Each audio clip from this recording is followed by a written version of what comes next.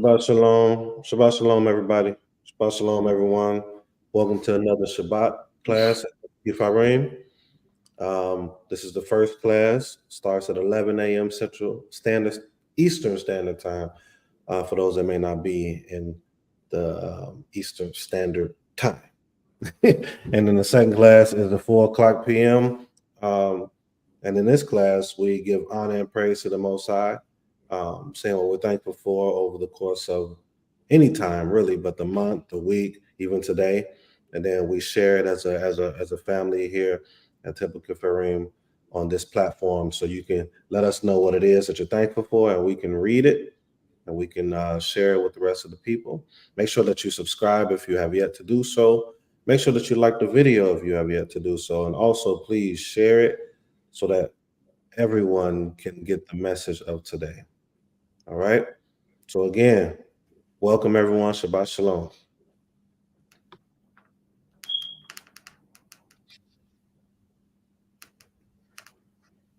All right, we have one message right now by Hadalia. Shabbat shalom, Torah for the invite. Malachi Gadol. I know that's right. No matter where you go, you uphold the law and represent for our Creator. Hallelujah. Oh, may the Most High be praised. Toda Rabbah. All right.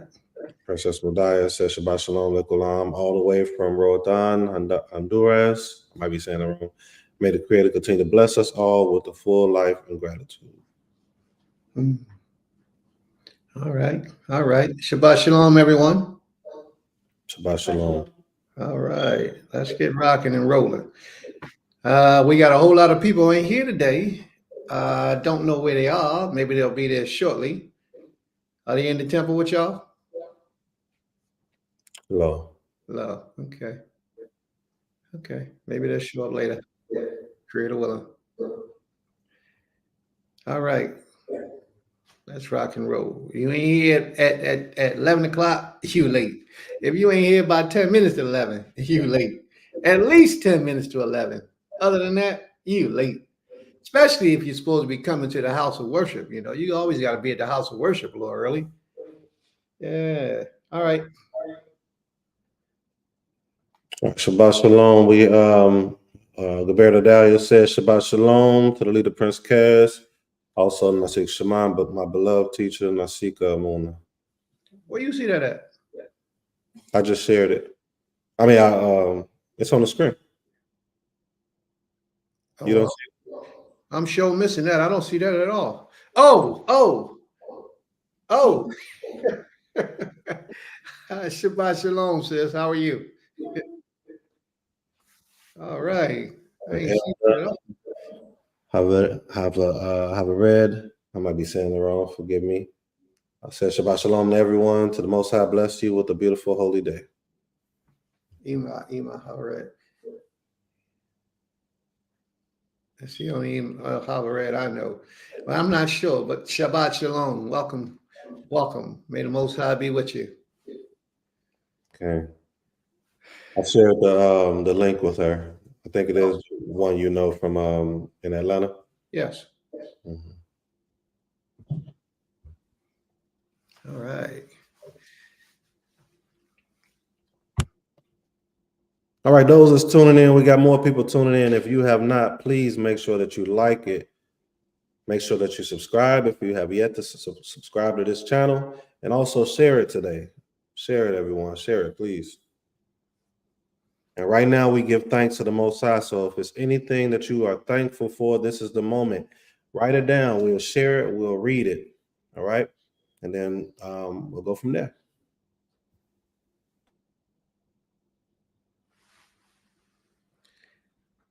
Anybody want to be first?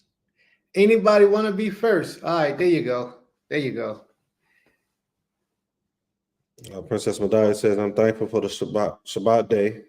I'm thankful to the Creator for my Abba and allowing us all as a family to arrive in our home of my grandmother, whom passed away many years before most of us were born.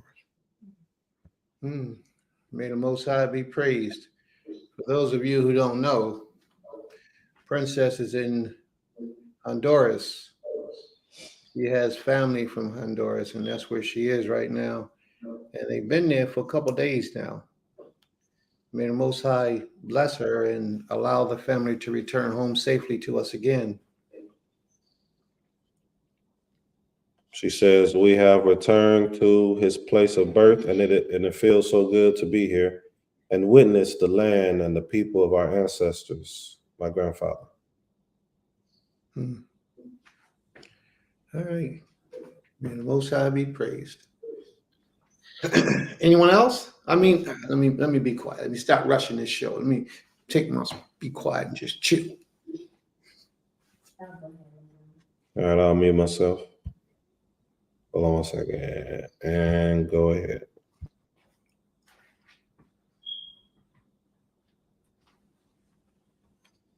Shabbat Shalom, Lakulam. I definitely want to give praise and honor and esteem to the Most High for life, for strength. Definitely grateful for everyone that is tuning in, everyone on the panel. I'm just grateful for life. Like I say, this has been an interesting period of life, a period of my life for me. As everyone knows, I lost, my mother transitioned in February, and my second oldest brother transitioned. That this would have been 2 years that he had transitioned. And for me, I'm grateful every day. And even through the loss, the Most High has just been showing me different things to be grateful for. I've seen the darkness in it. I've seen the light in it. And the light in it is that every day we are alive, we should strive to do something that we know we can't do if we're not here. And I mean mending relationships. And for the relationships that you can't mend, just being the righteous person, if there's any unrighteousness in that situation, being the righteous individual in that. Because at the end of the day, when you're gone, there's no more mending gaps. There's no more trying to undo the things that you did, or even just trying to, you can't do anything once you're gone. Once you're gone, that's it. Your memory is just here. And Maish always talks about something about us keeping our names clean, or our name is the only thing that we really have. And one of the things that I've been talking about, even before any of my family members passed, was my desire is to grow old. And I asked the Most High that in my transition that I could have, I don't have any biological children yet, but my desire is that I would have my grandchildren, my family around me as I transition. That is my desire from the Most High. And that they would have seen a grandmother that lived a beautiful life of righteousness. So I'm just grateful for the Most High for keeping me with the Shalom Mob, for keeping me with a great, a peaceful spirit in the midst of all this. I'm not going to lie and say that every day is easy, because it's definitely not. But in the midst of everything, I'm grateful that the Most High has shown his light and his love in it, because it's not easy. And, I've talked to a lot of people, even in the Beulah community, who have lost their mothers as well. And I'm so grateful for the support. I'm grateful for everything that I can take from every sister or brother that has lost someone, because it adds on to what I can look forward to, not just the gloom and the sadness, but what also we can take from what our mothers taught us, or whatever family member that in their absence has taught us. So I'm grateful. And I'm grateful that the Most High has us in a place to where he wants us to be set apart. I believe if he didn't care, he wouldn't be speaking to us. And in our literature, I see whenever he's speaking to a certain people, it's because he wants those people. And I'm just grateful for my understanding that the Most High wants us. Yesterday, I was on the phone with Maish, and it was storming really bad. And he had called me right before it started really storming. And I was like, ooh, I said, this storm is something. And he was talking to me about, the Most High talking to us in our literature through thunder and through the storm. And I said, Most High, if you're speaking, we're listening. And about a few minutes after that, we had the loudest burst of thunder and lightning come through. And it shook me. It shook me bad because I was cooking at the time. And I was like, woo, that almost shook me loose. But I just thought it was interesting. And I was like, I said, Most High, if this is the way that you spoke to us, I could see how our people could be afraid. But I'm grateful for everything that the Most High is showing. I'm just grateful for life. I'm grateful for my Mishpachah. I'm grateful for my Beulah Mishpachah. I'm grateful for my Illinois family, my South Carolina family. I'm just learning to be more grateful. Zehu. Oh, may the Most High be praised. May the Most High be praised. She got the thunder. And she said, whoa, Creator. Wow, I could just imagine. Well, at the mountain, they had fire. They had smoke. They had lightning. They had thunder. They had trumpets. They had, woo, boy. I mean, man, can you imagine? It was a beautiful thing, man. I mean, we probably would have been like at the foot of the mountain, like, yeah, what's up? Come on, Creator. Yeah, we here. But the rest of the people would have been scared. We ain't scared of nothing. Y'all know how we roll. We ain't scared of nothing. We'd have been right there. I know. Boker Tov, Shabbat Shalom. Shabbat Shalom, beloved. Shabbat Shalom. How's everyone? All right. Pleasure to be here. Shalom, man. We invite the Most High to speak with us. Y'all know how we do. Yeah, what's up? Yeah. Things that cause everybody else to be scared, we invite. Because we know we living the way we supposed to live.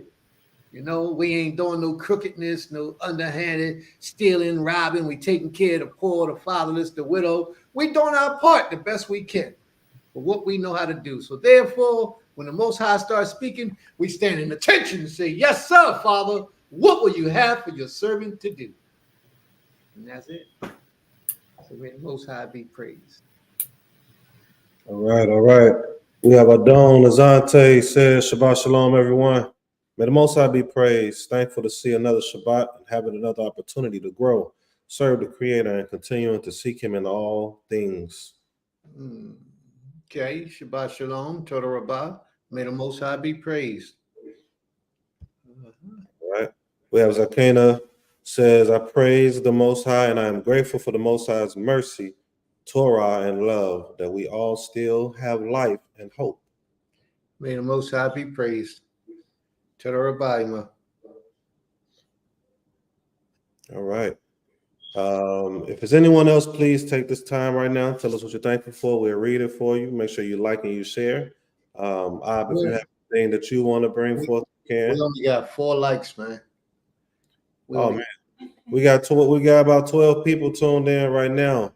Take this moment, take this time right now, and like the video before we go forward. If you would, please like it. It helps the algorithm, and then it also helps other people see what's being put out there. They may need it. They may need the message that's being taught this morning, the message that's being taught in the afternoon, and you're going to be helping them to be able to witness these messages that may help change their lives. So please help the algorithm. Get those likes up. If it's only 12 people here right now, we should get about 12 likes. Appreciate you all. And 12 shares. 12 ringers of the bell. All that stuff. Yeah, you know how we do. And several new subscriptions, all that type stuff. I ran into a brother. Yes, Abba, if you're ready, Abba, go ahead. I'll be quiet if you're ready.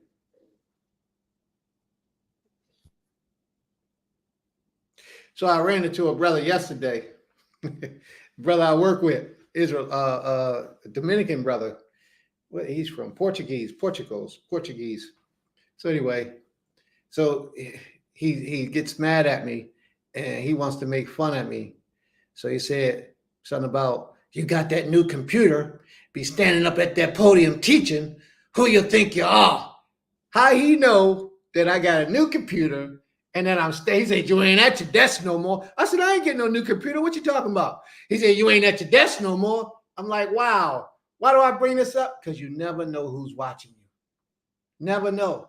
This guy don't even, he speaks English pretty good, but he speaks a totally different language. His whole squad is totally different people. And he tells me about these classes that we having on Shabbat. He says he'd be here every week.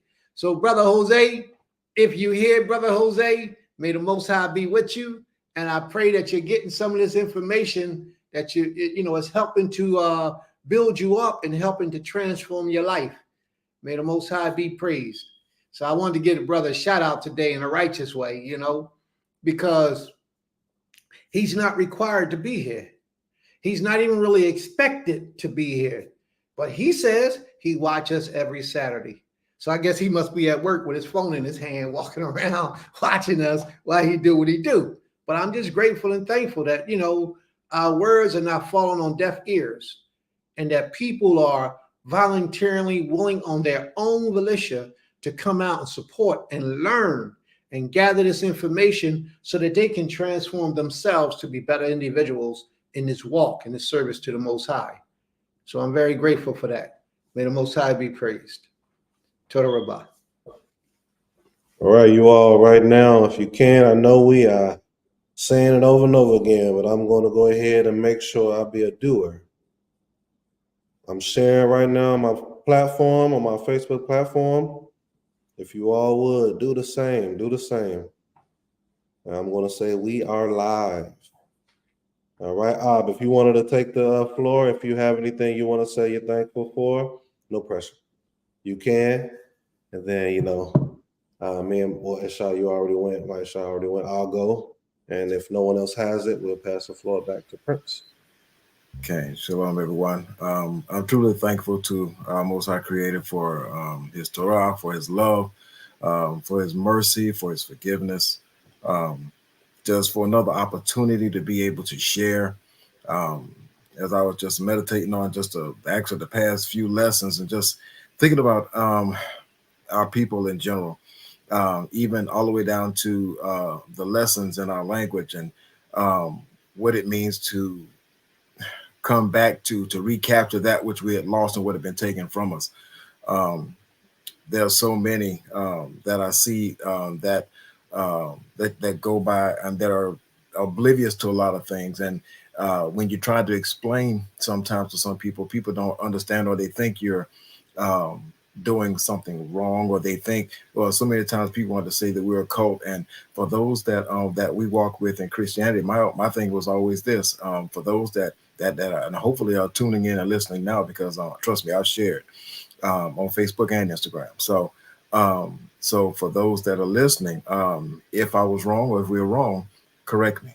And if you love me so much, then why didn't you pull me to the side? Because the scripture tells us that those that love, like say you recover a brother when you bring them out of their error, bring them out of their fault, and bring them to truth, or bring them to light. And so if you recover my soul from whatever error you think I'm in, no one has done that yet.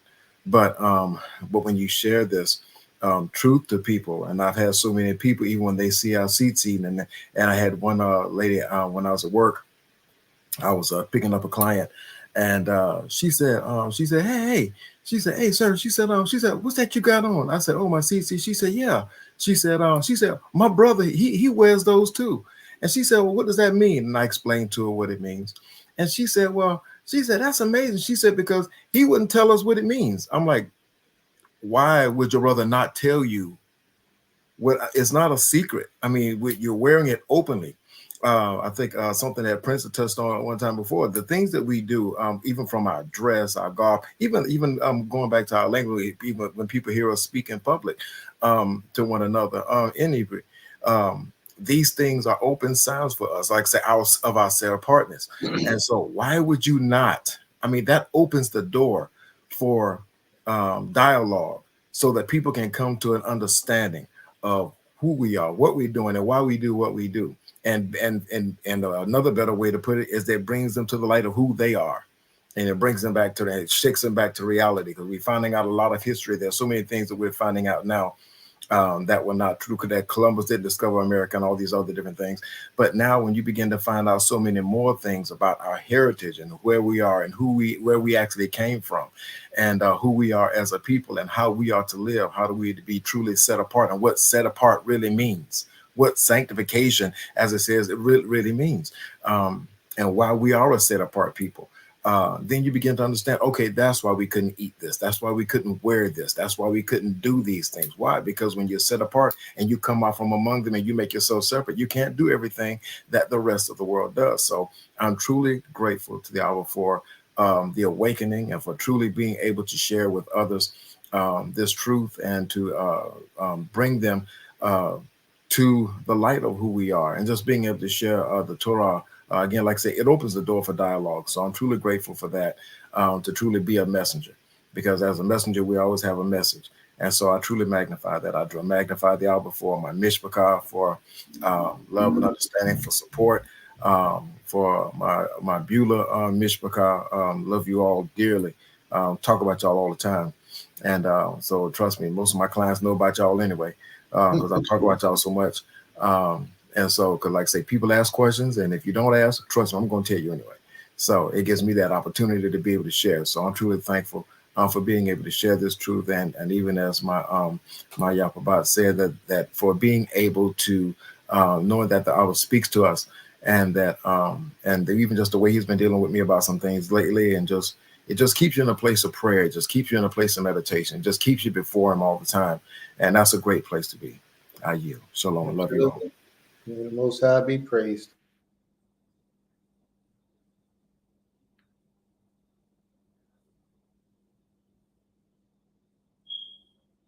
Nasika, did you want to speak? Okay. May the Most High be praised. Toda Rabbah. Toda Rabbah. Lika, my Ish will be coming back. He just had to restart, but he'll be coming back. All right. Do you want to do the comments on the side? Kane,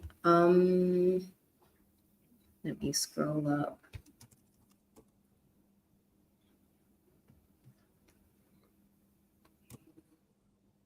I'm trying to see which ones we're at. Okay, I'll go to Princess. All right. Princess Medaya said, I also want to say I'm thankful for my Ish and his guidance. I miss him so much. Also, my Beulah family. I appreciate you all so much. Also, my sister wife and my bonus son. All right. May the Most High be praised. Toda Rabbah.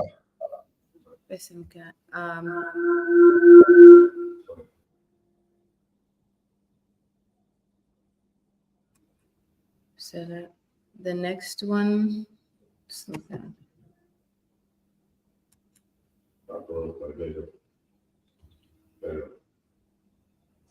Shabbat Shalom, Mishpachah.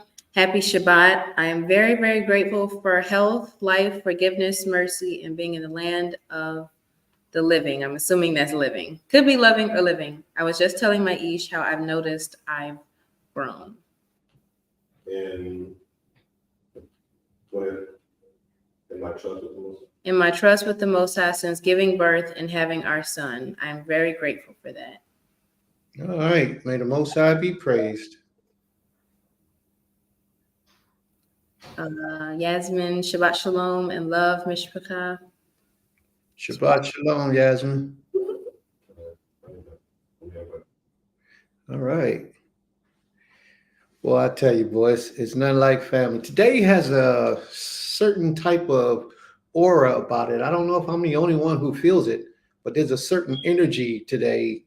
Like I'm just waiting to see what this energy is going to reveal.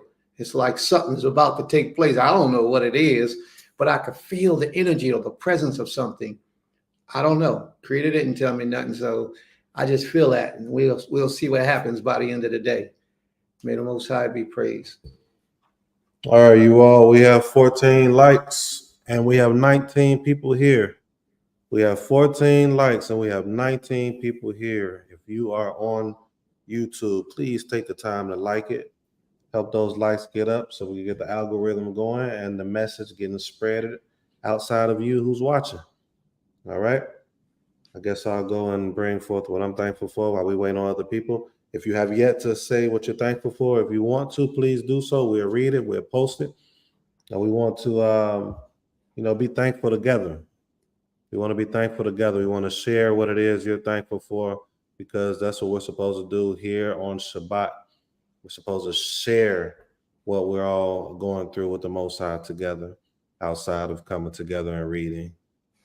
All right. We got Zakena Sakari says, Shabbat Shalom, family. Thankful for every day that I am able to get the opportunity to learn more from the Most High through his beloved people.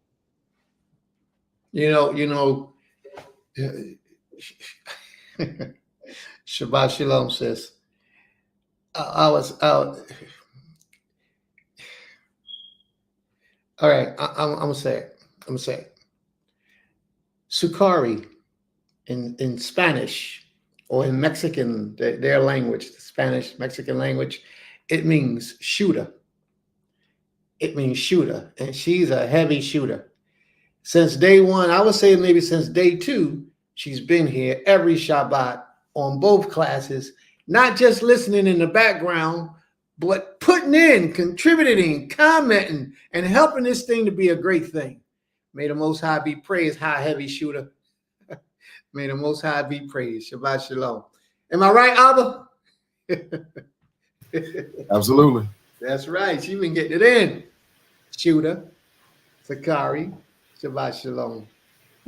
We know that was when you think of the Masada with Sukari dealing with up in the Maccabees. Yeah. Sukari. That's interesting too. I don't know if that has any relevance or any but they were some straight shooters. Straight shooters. So that's it. May the Most High be praised. You got a powerful name. Powerful name. Let's see how it works. all right. We got Achot Yasmin. Gaber Yasmin says, I'm thankful to the Creator for another day of life. I'm grateful for my Mishpachah that keeps me encouraged and that I'm able to encourage Mishpachah. It's truly a gift from the Most High. May the Most High be praised. Shalom, shalom. All right, then we have Casey, Gaber Casey, maybe. Shabbat Shalom, everyone. Thank the Most High for life, protection, and grace, and still being able to log in and listen while in Costa Rica. Shabbat Shalom to the Rabbah. Sister Chasey, will you be in class tonight at 4 o'clock? Will you be able to be in class tonight at 4 o'clock? There's a little delay on this, so she'll probably hit us up in a moment, but go ahead. We got it. To the Rabbah. All right. Guess I'll go ahead and say what I'm thankful for. Just thankful for another day of life. Grateful for my Ab and my aim. You know, without them, I wouldn't be present. I wouldn't be able to do what it is that the Most High has me doing. Grateful for my past, because without my past, I wouldn't be present. Although sometimes we do wish we could change it, but you know, it's a reason for the things that took place outside of the reason of your choices. So if you're able to choose different, I say go ahead. But most people will teach that you're here for a reason. You're at the spot for a reason. I have a different approach to that, but I'm still grateful where I'm at. I'm grateful for my family in Illinois, my family in South Carolina. I'm grateful for my Ab right here that's present. Ab and Yah, but more so definitely like an Ab in general. So I'm appreciative to him as well. I'm grateful for my Beulah family, of course, if I haven't said that already. Grateful for the leader, spiritual leader of Beulah land, which is Prince. I'm grateful for Princess. Hope she's having a good time out there. Be safe. And the people here has been holding down for you. Grateful for my Isha, more than she knows. And I pray that the Most High continues to guide us, strengthen us for ourselves, first and foremost, and for the people that are watching us. As Prince said earlier, there are people watching. And just grateful for peace in the midst of chaos, because no matter how good your life is individually, you're basically a reflection of your people. So our people are in a place of chaos. But I'm grateful to have that peace within the chaos to hopefully bring solutions to ease that chaos that we're all going through. So that peace of mind, the opportunity to know how to provide peace for yourself, and that's within the Torah. I'm grateful for the Torah. I'm grateful for the men and women that the Most High use to have this for us and us not have to figure it out, even though most of us are, even with the scriptures present, still figuring out when we don't have to. I'm grateful for the literature, and I'm grateful for the shoulders that I'm standing on. I'm grateful for what they went through to learn what they learned. And I'm grateful for their shoulders to be standing on their shoulders to do better than them, to help the generations after us do better than me. And with that, I yield. I'm just so grateful for all of you all. So, shalom. Oh man, the Most High be praised. That sounds like you got something you want to tell us, man. Yeah, he dropping jewels. That was a powerful thank you, Creator. I don't know if I heard one that strong in a long time, bro. What's going on? That was a strong one, man. That was a strong, heartfelt one. It looked like you went way down deep and pulled out everything you had to say, man. You all right? You ain't gonna drop no surprises on us or nothing, right? No. Okay. Shit. I know of. That was one of those joints that was really like emotional, John. Oh, I just want to let y'all know how much I love y'all and really care. And I don't want nobody thinking I don't, because this is what it is. That was powerful, man. May the Most High be praised. To the Rabbah. All right. He must got some good news for us or something. Something going on. You got something to tell us? Not that I know of. Oh, okay. All right. I'm gonna just play silly like I don't know nothing. I guess I don't know nothing because you ain't told me nothing. So I guess we're gonna leave that alone. Keep on moving. All right. May the Most High be praised. All right, family. Where we at now? Oh, my turn. Hey, we got like 190,000 people in the room. We got 100, and I got projection. You got to see what you want it to be. We got 190,000 people in the room. But we only had a little bit of people commenting and giving acknowledgments to the Creator and thanking the Creator. Oh, okay. All right. So to all those other 19 people in the background, what y'all gonna do? Come on. 1,900,000. We got about 1,600,000 that didn't say nothing. 300,000 might have said a little bit, but the rest of y'all, come on. What y'all gonna do? I see you, Nasika. Smile. I got you. Go ahead, y'all. What y'all gonna do? May the Most High be praised. Y'all gonna thank the Most High, acknowledge this King. I want y'all to know that this is the most, as I always say, the most important part of this whole Shabbat day. This right here, this part. And a lot of people try to come in a little late because they don't want to hear this part. They want to get past all this and just get straight into the scriptures. That's Israel's problem. They don't know how to honor the Creator. And this is that portion of time when we are here to honor him before we even get into his words and explaining his words and talking about how to get better. Before we do any of that, we always have to remember to honor this King.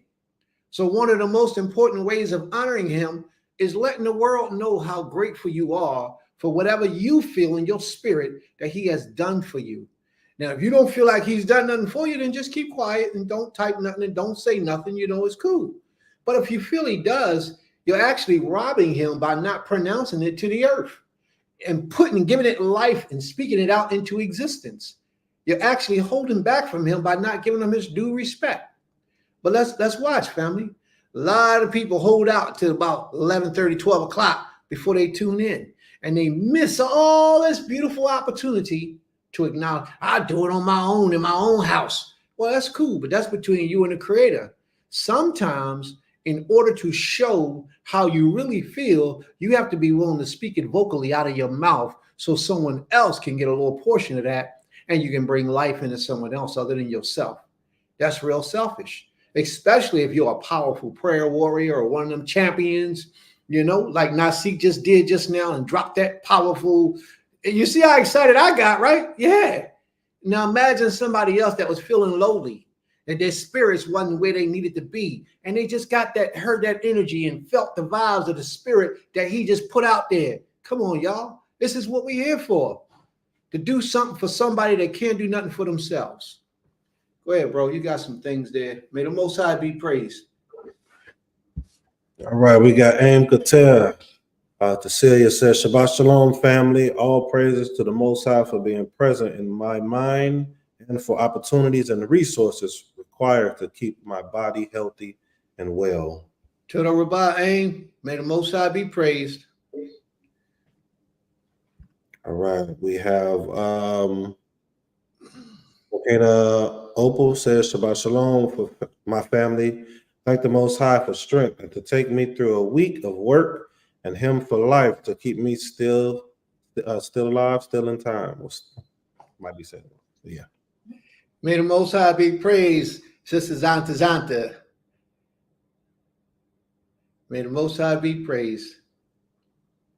Was that it? Is that who? All right.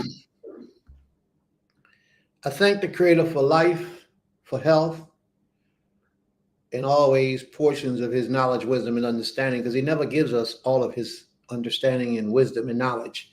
He only gives us a portion of it. So I thank Him for the portion that He shared with me, getting us through the week and having the opportunity to watch my son grow tremendously in this last month. I mean, he might have grown like 3 or 4 inches. He might have put on a good 1 or 2 pounds. He's gotten huge in this last month. He's now chunky. And I'm grateful to be alive for that. I'm grateful to have my freedom for that. And I say that because as I grew my whole 39 3/4 years, as I've grown, I've noticed that when men have babies, especially male babies, they usually die shortly thereafter, or before, or right before, or they end up going to jail. I've noticed that. It hasn't been in every instance, but it's been in a lot of instances. Think about some of the people that's had babies, and if you know the story of their lives, you'll see some of those things, and then you correlate that and see if what I'm saying might be true in your rhythm. Now, I'm not the only one who have noticed that either. Somebody else mentioned that to me a couple of years back, but it's something that I can definitely testify that I've witnessed in my life.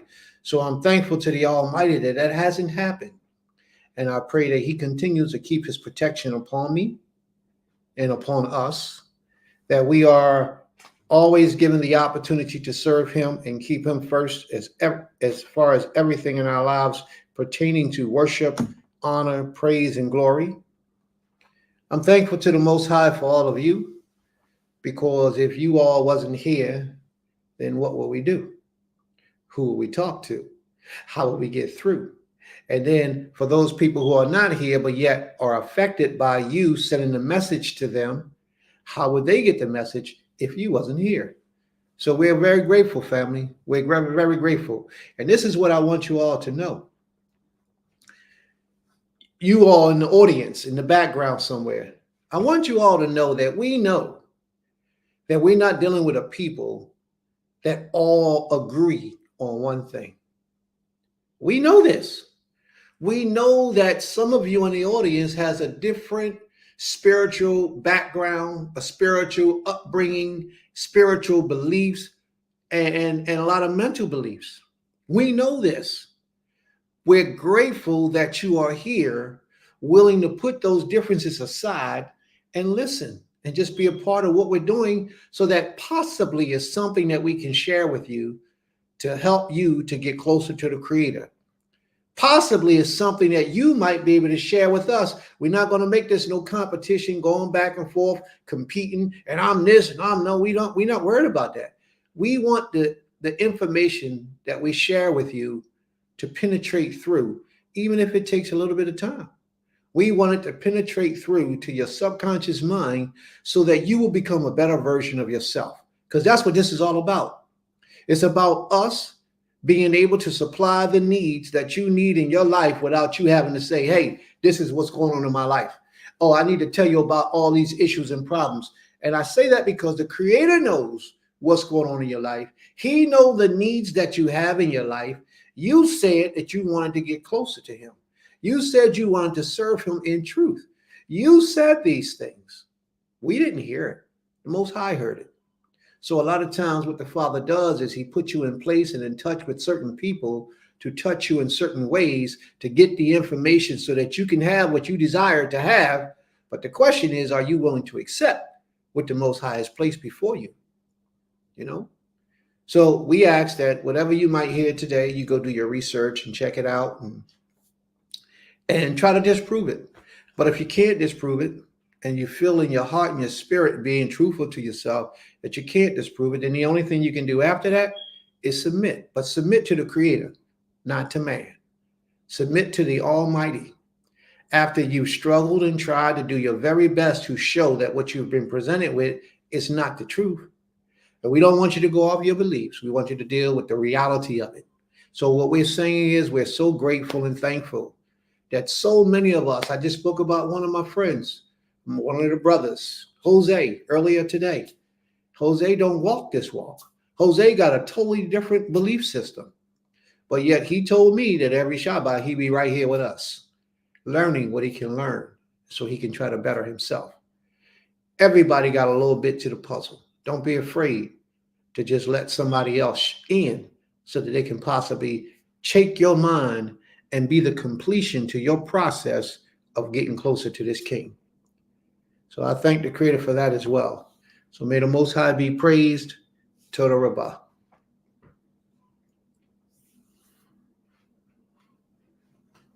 All right, you all, before we get started, if you haven't, please, this is the time. This is the time. We have 21 people watching, 17 likes. If we could get those likes up and get some shares in, the lesson is about to begin. And it's a lesson that we want to make sure everyone hears. So go ahead and like it, go ahead and share, and go ahead and subscribe. All right. Today's lesson is going to be a strange lesson. It's going to be a strange lesson. I'm going to take you to some places, and we're going to talk about some things. We're going to talk about some things that not everybody's so accustomed to hearing. Now, the lesson, you're going to have to follow along, because if you're not, you're going to be bored. You're going to probably fall asleep. You're probably going to tune out.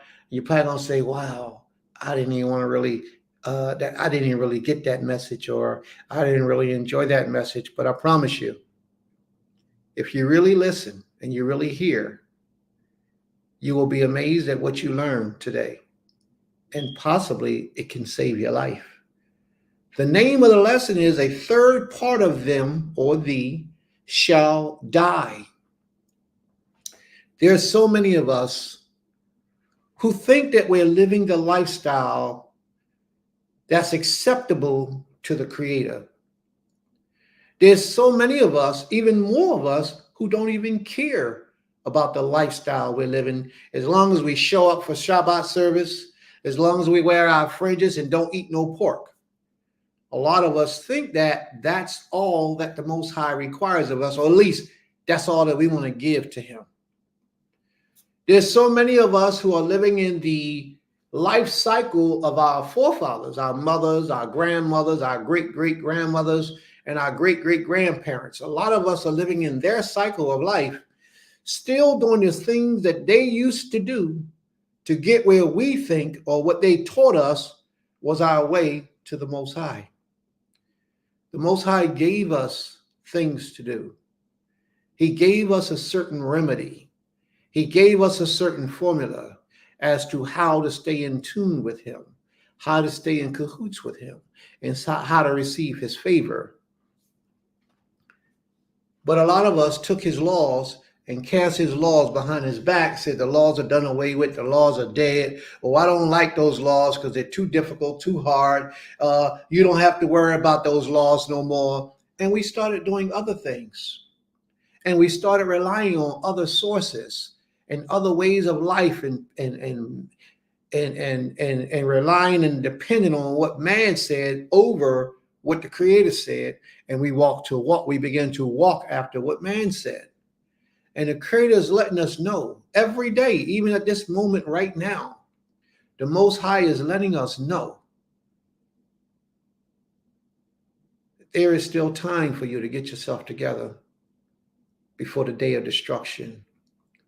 He has already declared that a third part of us will die.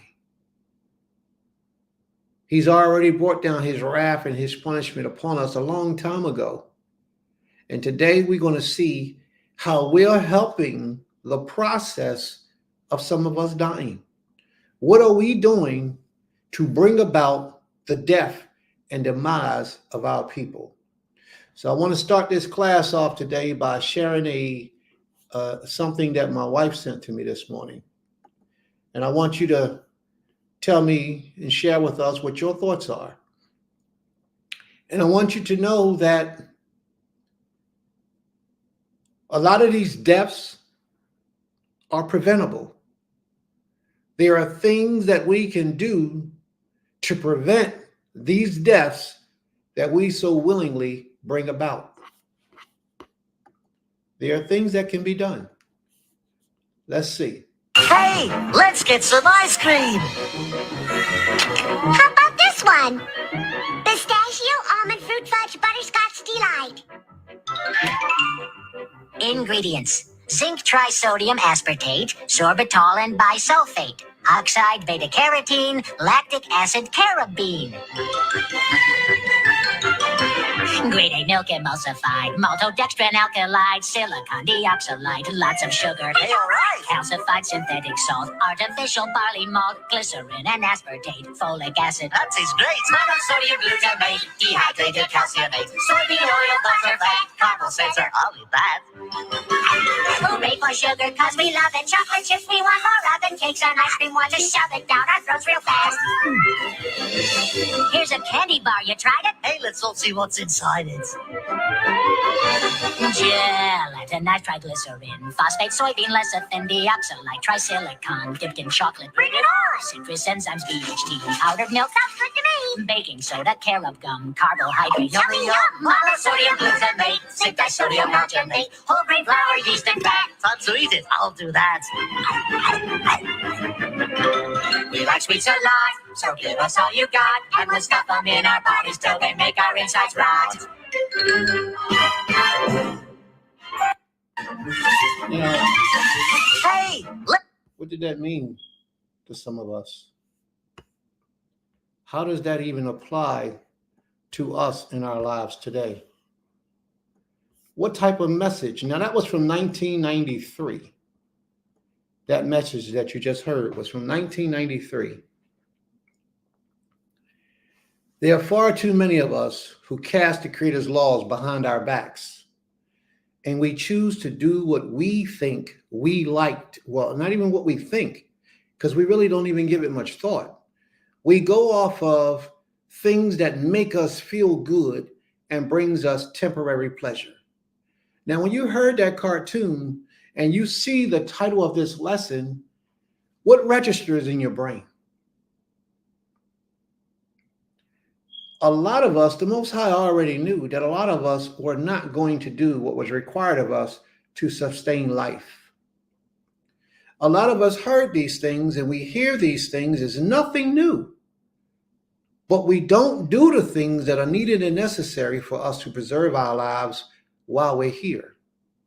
We have to be serious about this. We get wake-up calls every time one of our loved ones leave this earth, and it's not by a car accident or airplane crash. Every time one of our loved ones leave this earth, it's a wake-up call from us, for us. But how many of us take heed to the warnings? Now, we just heard that. We just listened to that video that was produced in 1998. Was it in 1993? I think it was 98.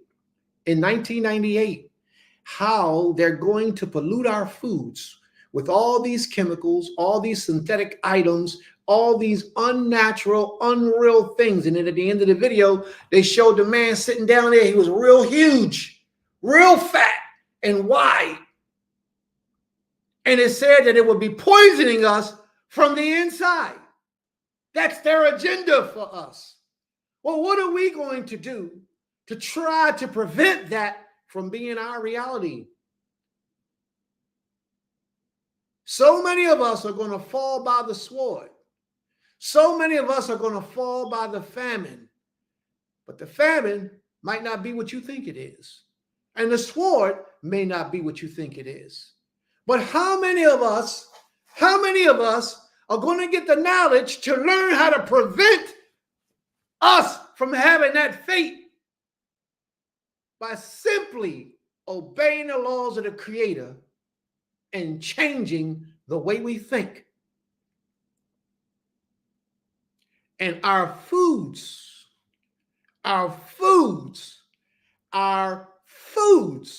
is sending us to a steady grave. A lot of us don't even understand it, but that's a curse of the Creator, because the Creator gave it to us as a curse, that we will pond away in our enemy land, pond away, wither away, just dry up and just pass away, because we would not obey his commands and do the things that he required for us to do in this lifetime. The Most High ain't making no mistake, family. He knows what he's doing. He knows what he's doing. He told us prior till today, he told us, every one of us, we already know it in our minds. It's deep. We buried it deep down in our minds, because the things that he told us about brings us satisfaction and pleasure. It makes us feel good. It might taste good, and it feel good going down. And we know we shouldn't be doing it, but we don't have the fortitude. We don't have the willpower to back away from these things. Therefore, we keep doing it over and over and over, causing more and more punishment and suffering. I'm tired of seeing my people pass and not be here anymore from preventable diseases. Things that we could have just simply changed our diet. Just simply changed our diet. So many of our loved ones will still be here if we simply changed our diet and really did what the Creator gave us to do. In the beginning of all this, when the Most High created man upon the face of the earth, what kind of diet did he give that man? Now, guess what? Y'all ain't got to pay no attention to me.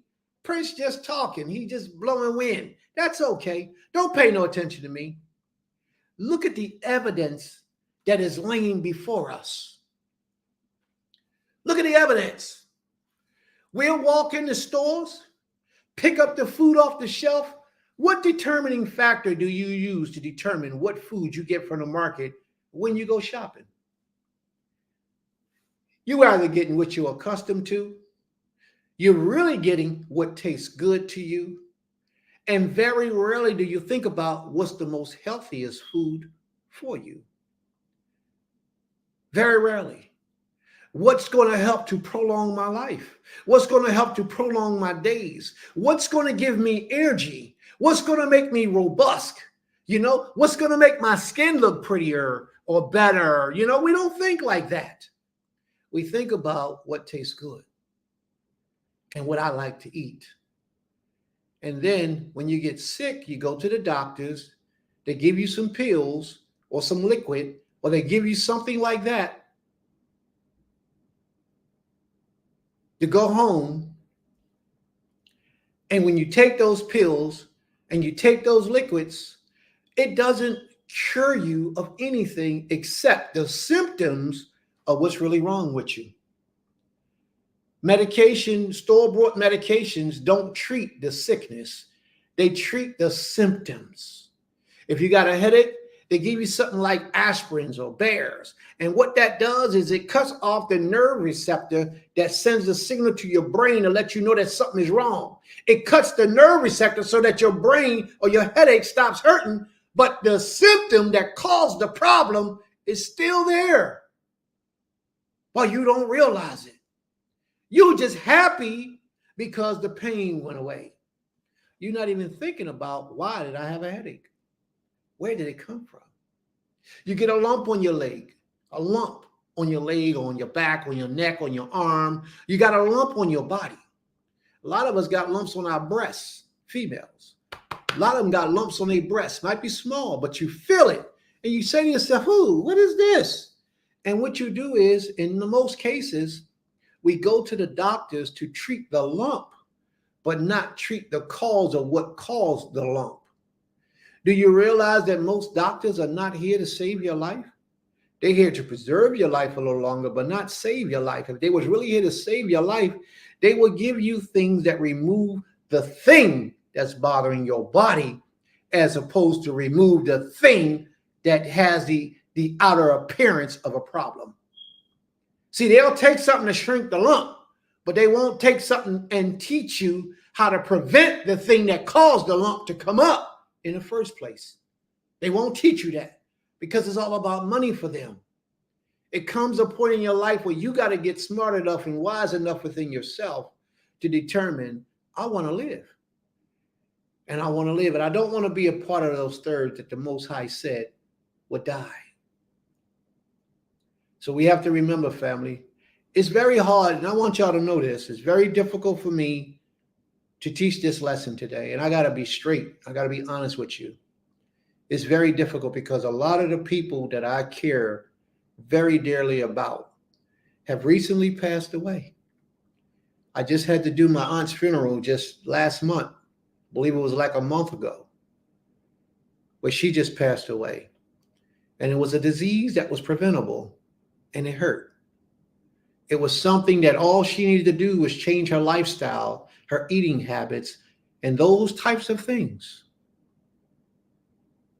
And she would more than likely still be with us today, here with us today, except if the Creator took her by accident. When I mean by accident, like a car crash or a plane crash or something of that nature. But it did not have to be a health-related illness. Before we get into the lesson, I don't want y'all thinking that this is the only thing that this lesson is about, but this is the main part. A third part of us shall die. A lot of you may not be able to take this lesson, and that's okay. A lot of you might not want to hear this lesson. That's okay also. We're not angry with you. We're not upset in no type of way, but the message must go out.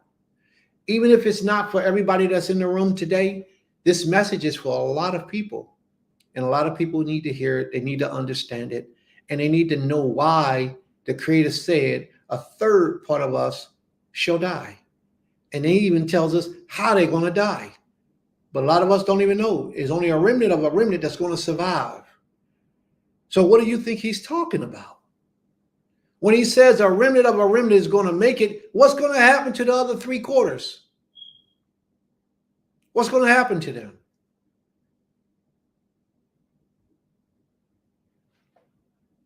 So I'm not upset if we go down to 5 people in the room listening to this lesson or 2 people in the room listening to this lesson.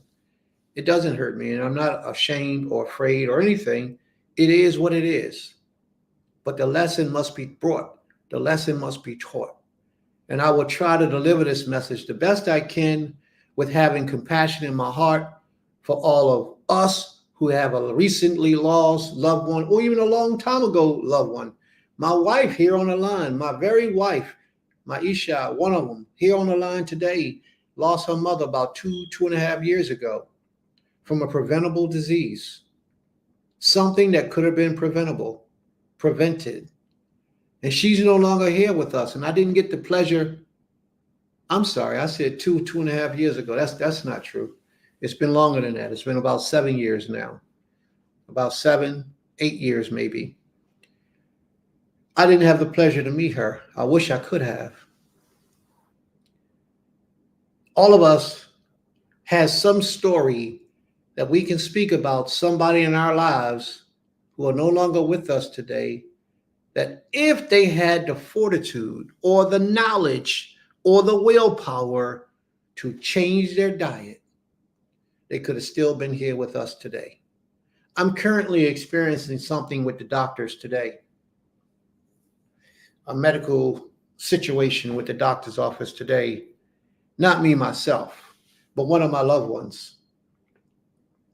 And they are telling us that she has breast cancer.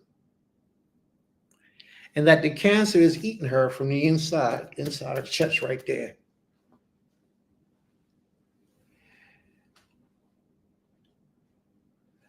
Now they want to tell her, change your diet. start eating this, eat less of that, and do more of this and do more of that. But if they was really desiring for you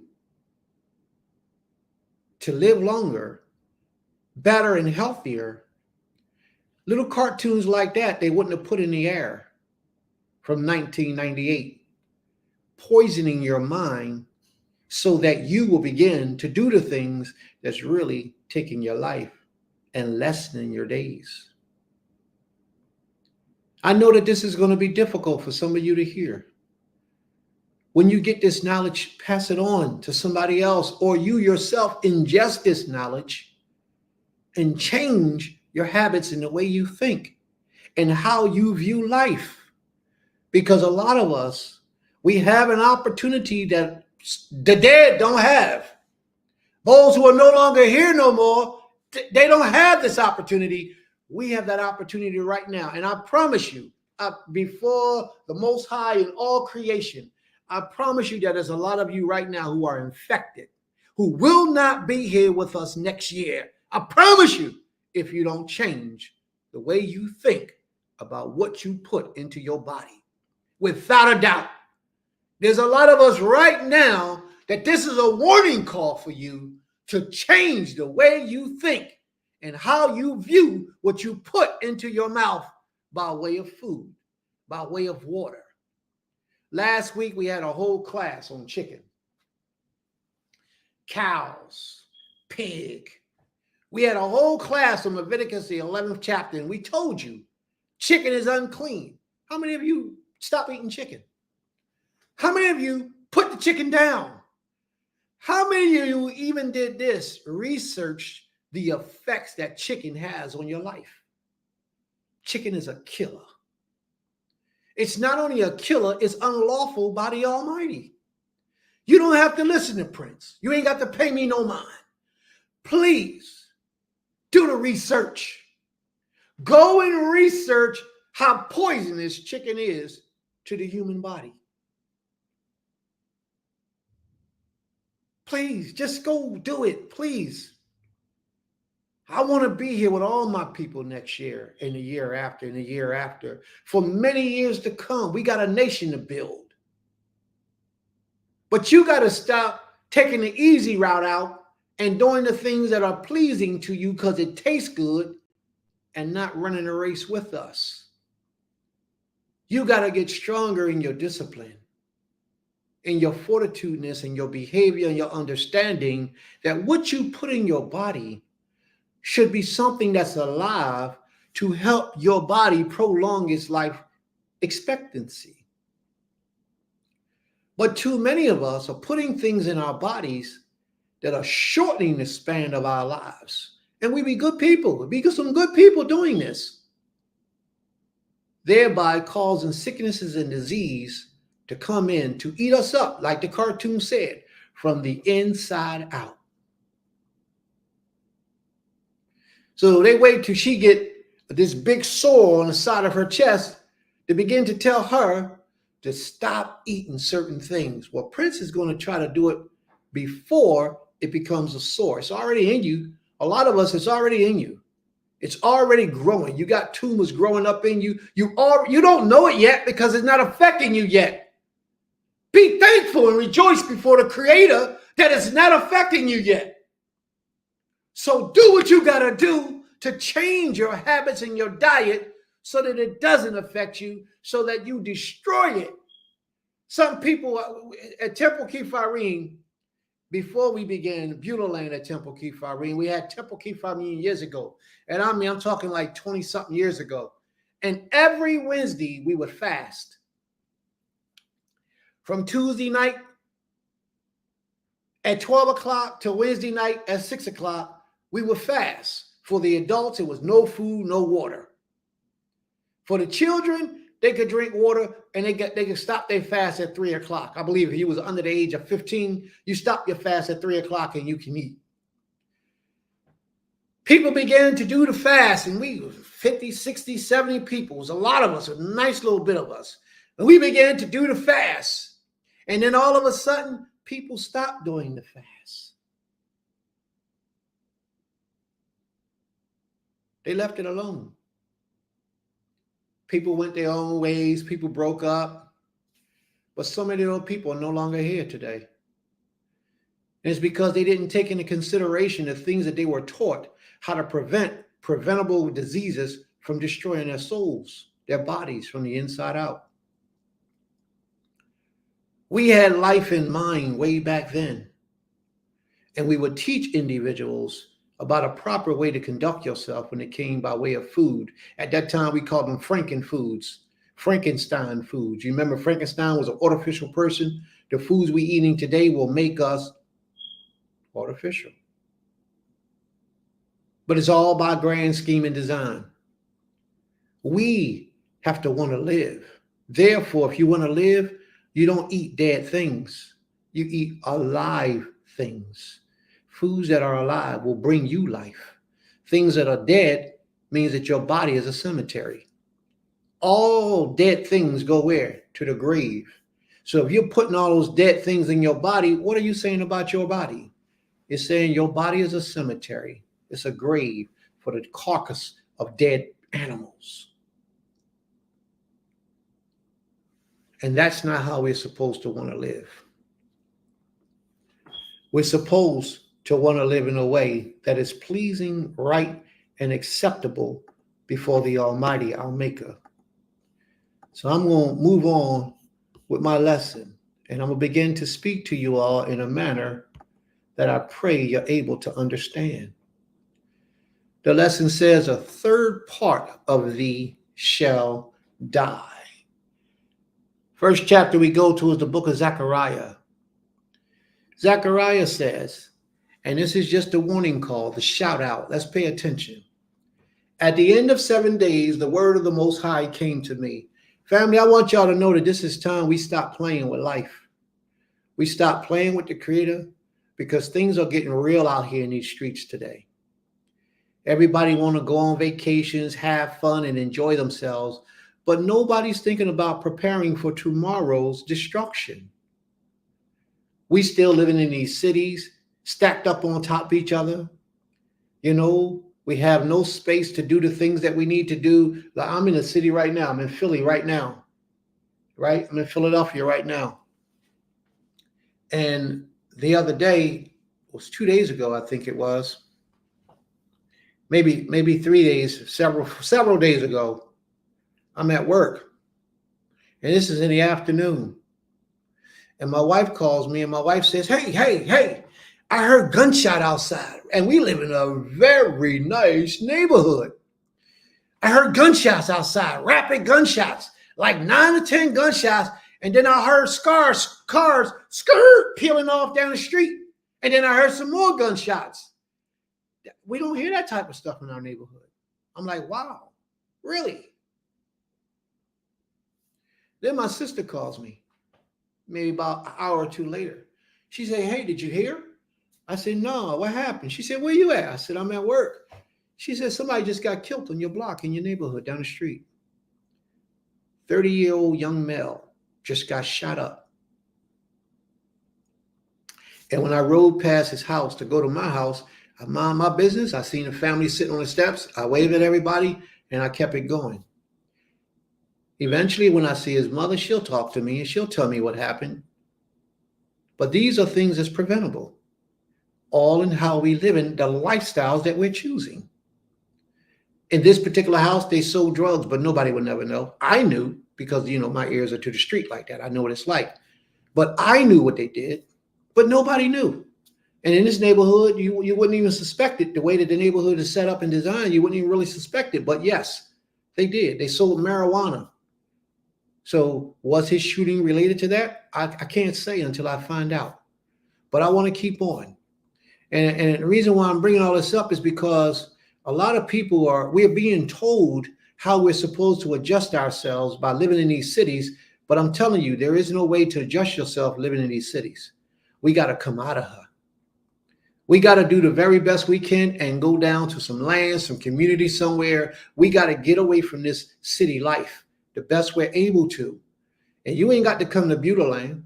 You can go wherever you can go. Go buy you an acre somewhere in the country, but get away from these cities. Because these cities are part of the problem, and a lot of these cities are bringing us death. And we can avoid that too by just, and I know it ain't as easy as I'm talking. I know a lot of you are really out on your luck as far as finances, and you just can't afford to just get up and move. All I'm saying is do your very best to make it happen. And if it's not in your mind today, put it in your mind for tomorrow, next week, or the week after to begin the process of getting out of the city and moving into a community or somewhere in the country, wherever you can go to get away from the city. And it ain't that in the country there's no shooting going on. Somebody was shooting down there one day. We heard some noise, but it's very rare and it's very likely that it would be happening. Think about it, family. Prepare yourself for the worst today. And if the worst never comes, at least you were prepared for it and you're ready for it. But if you don't prepare yourself for it and it comes, oh, it's going to come hard and you're not ready for it. And you're going to be a part of that third that shall die. Just that simple.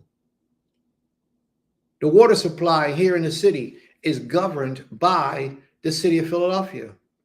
If they decide to shut the water supply off today or put some poison. One time I was in Georgia, in our land, down Georgia in Butyl land, and my wife was here in Philly, and she called me and says, they put a thing on the news where we can't drink the water for 3 days. We don't drink spigot water, but they said we can't drink the water for 3 days because something spilled into the water and it was contaminating the water, so they couldn't even bathe for 3 days. What we have to do is when we're in the country, we got to dig some wells, and that's on our list to do. We have to dig some wells so that we're not relying on the city supply of water. Because if the government says we know how to get them, we're going to shut their water off, and they hit that switch, your water is off. There's nothing you can do about it. And you could die or pass away from the lack of water if you don't know how to do things other than live off of spigot water or spring water or anything of that nature, because there's other things you can do for a period of time, for a long period of time. Water is not something that you definitely has to get from the sources that you get it from today.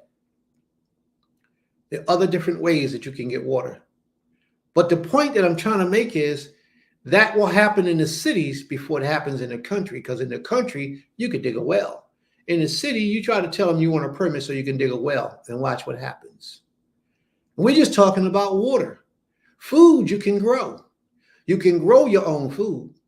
Family, I just don't want you to fall asleep because this is real. It says, Son of man, I have made you a watchman for the house of Israel.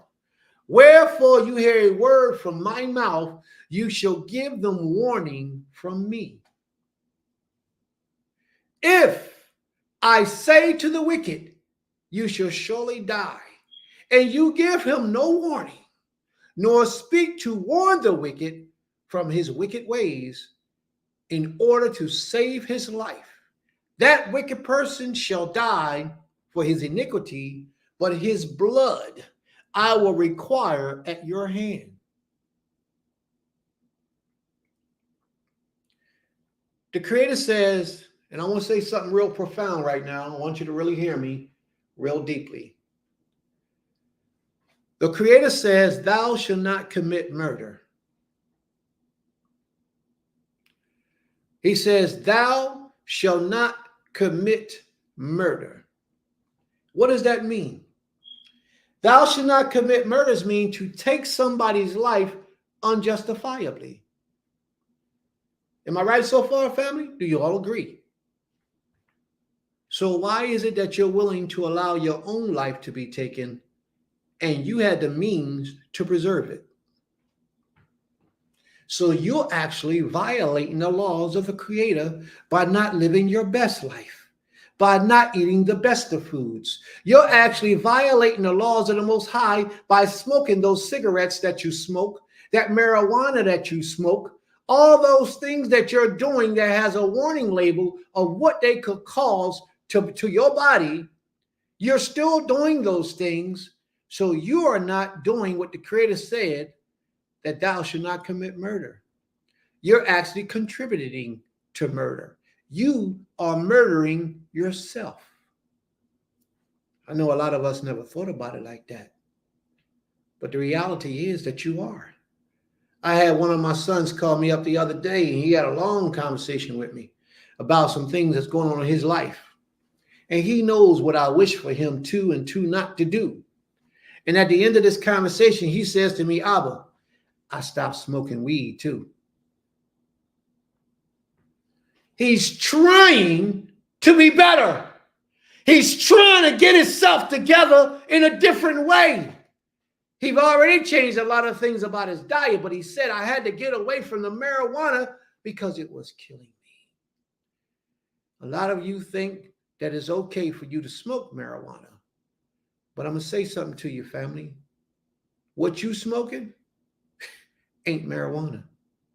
It's not cannabis. It's poison.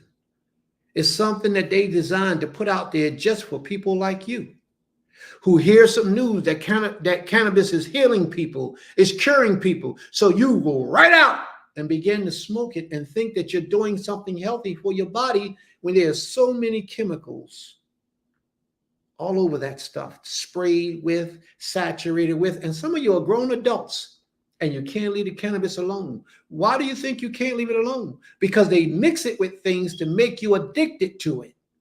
And your body becomes dependent on those chemicals. You become dependent on those chemicals in your system and you crave it, just like sugar. That's why you can't leave it alone. But you got to get the willpower. You got to get the fortitude to learn to do it. But listen, don't pay me no mind. The Creator says, if he gives me a message and I don't tell you, and you die by not doing it because I didn't tell you, your blood is on my hands. Well, I today desire to have your blood released off of my hands. Therefore, I'm going to tell you the things that I understand that are killing us today by the Most High's permission. You do with it as you choose. We told you about the chicken, the beef, the turkey. We told you about all those animals last week. We talked about those things. People eating cows. Those cows that they're eating are not the bovine that you read about in the scriptures. The bulls that look it up. You don't believe Prince? Look it up. In Hebrew, the word for cow is not a cow. It doesn't mean cow like what you see out on the thing. It's a bull. It's a bullock. It's a ram. It's something in that nature of a masculine bovine that the Creator's talking about. It's not a cow, an animal that you see. First of all, those cows have cycles. They're females, menstrual cycles. The Creator ain't talking about those, bringing them up as a sacrificial offering. He's talking about a bull. A bull. And you have to understand this. So when you go out and you say, well, I'm eating beef, I'm eating cow, that's just as poisonous as chicken and as turkey, as duck. The cows today was made from a creature called the avian. Avian was an older animal that they took and grafted and made the cow of today. They did this a long time ago, but the cows that we see walking around could not exist in nature on its own.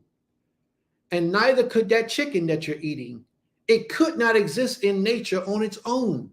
If you took a whole herd of them out and let them out in the fields, they would die on their own after a period of time.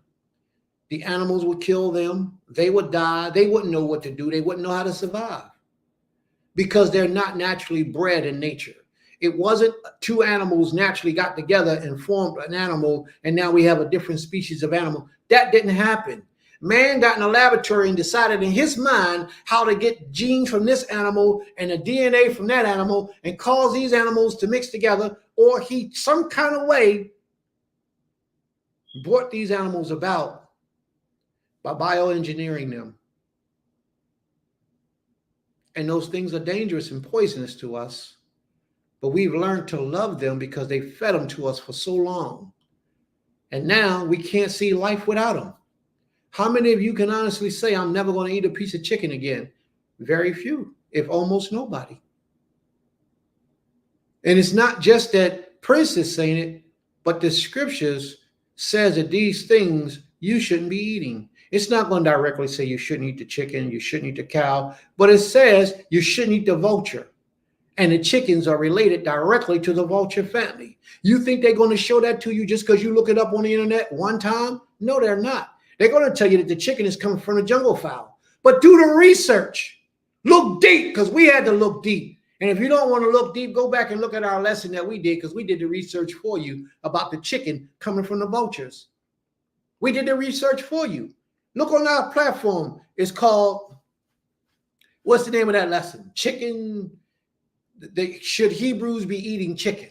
That's the name of the lesson. Go look it up and watch it for yourself, and watch the entirety of the lesson so that your soul can be fed. So I'm just right now doing what the Creator has for me to do, but you don't have to listen. I'm never going to make anybody do anything just because I say it. Who am I?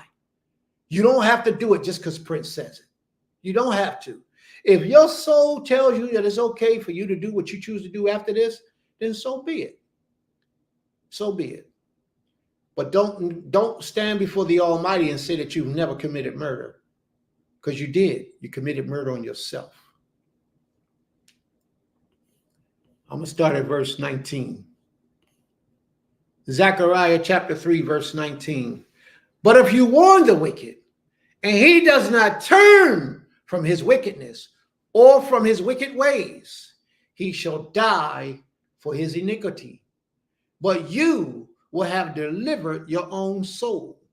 So what that means is, if you got knowledge of somebody doing something wrong, something wicked, and living a life that's strife and foul to the Creator, and you see that, but you mind your business. That ain't me. I ain't doing that. Like Abba said earlier, if you love me, you would correct me. Didn't you say that, Abba? You said that, right? If you love me, you would correct me. I ain't got to walk around talking about I love you. I ain't going to do that all day, but I'm going to show you every opportunity I got how I feel about you. And I don't even hardly know half of you. I barely even know you. We barely even speak. But that don't mean I don't have no love for you. But I'd rather show you than tell you all day, all night.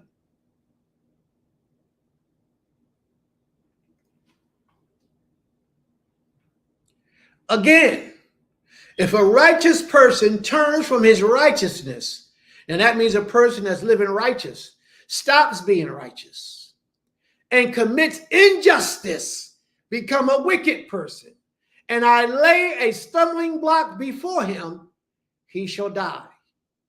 Because you have not warned him, he shall die for his sin, and his righteous deeds that he has done shall no longer be remembered.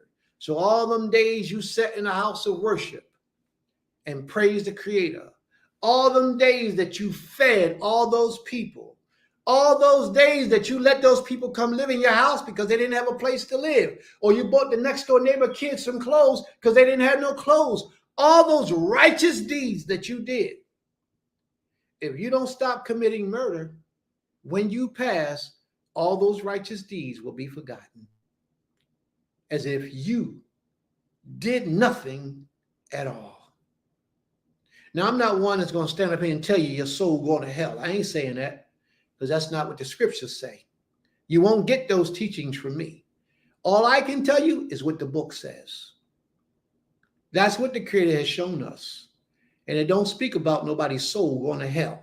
It's not what it says. At least not a place where you're going to burn up and be tormented forever. It don't say that in the scriptures. It says you shall go to Sheol.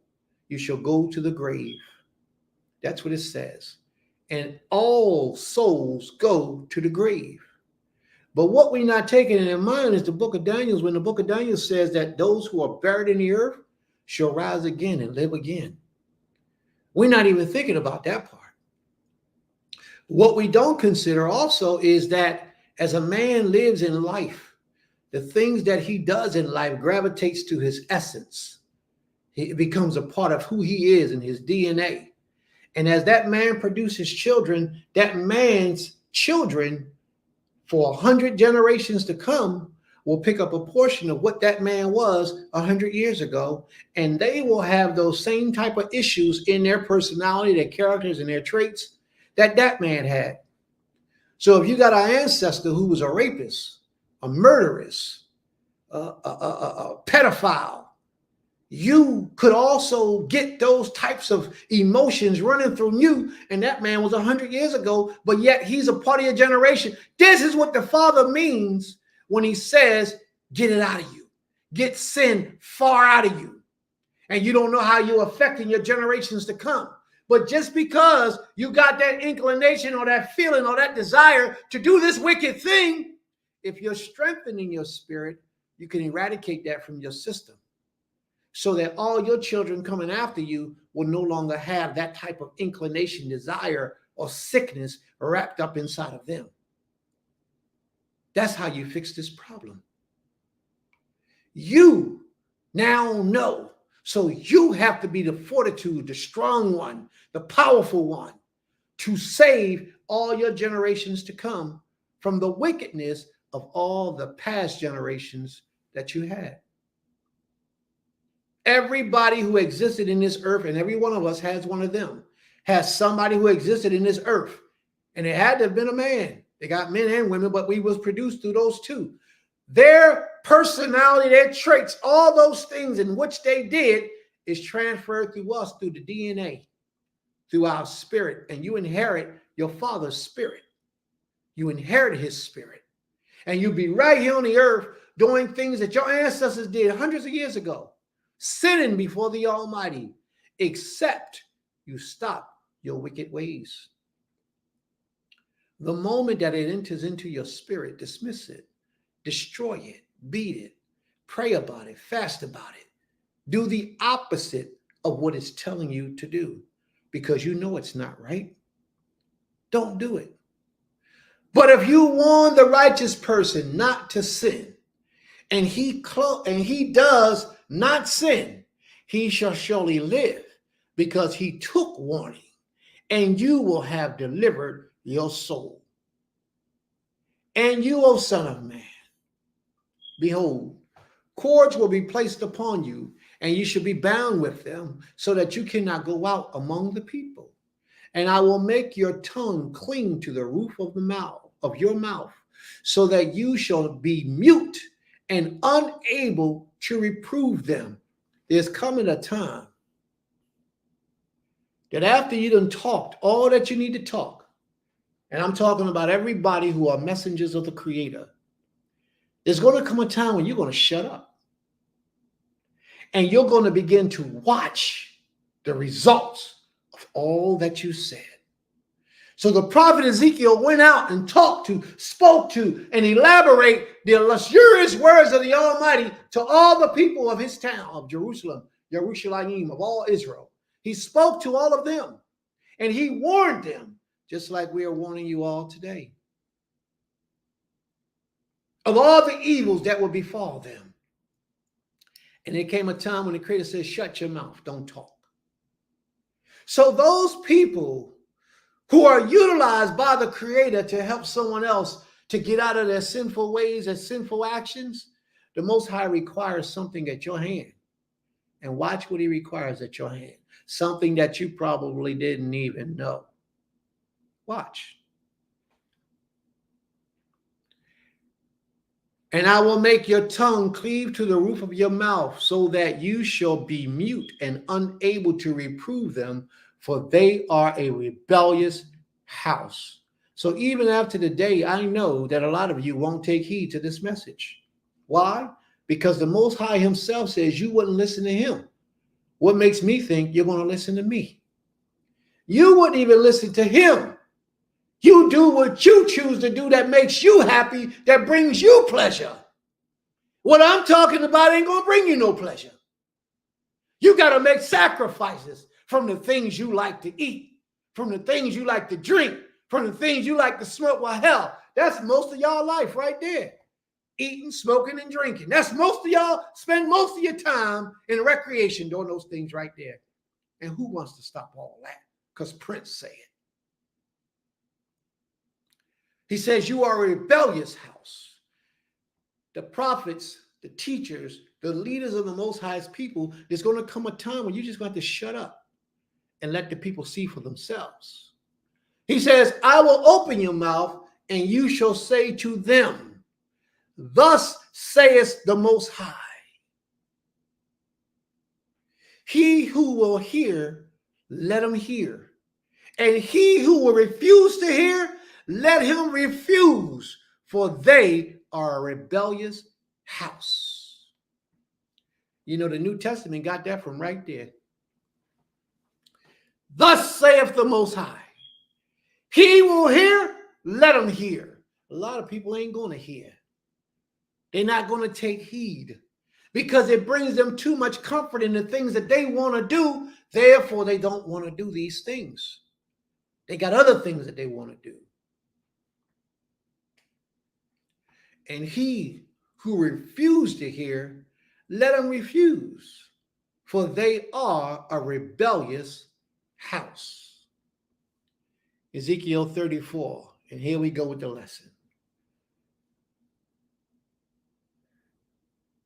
So if you choose not to heed my words after listening to the lesson today, that's all right, because you didn't listen. You didn't listen to the Almighty when He spoke to you. So why should I expect you to listen to me when I speak?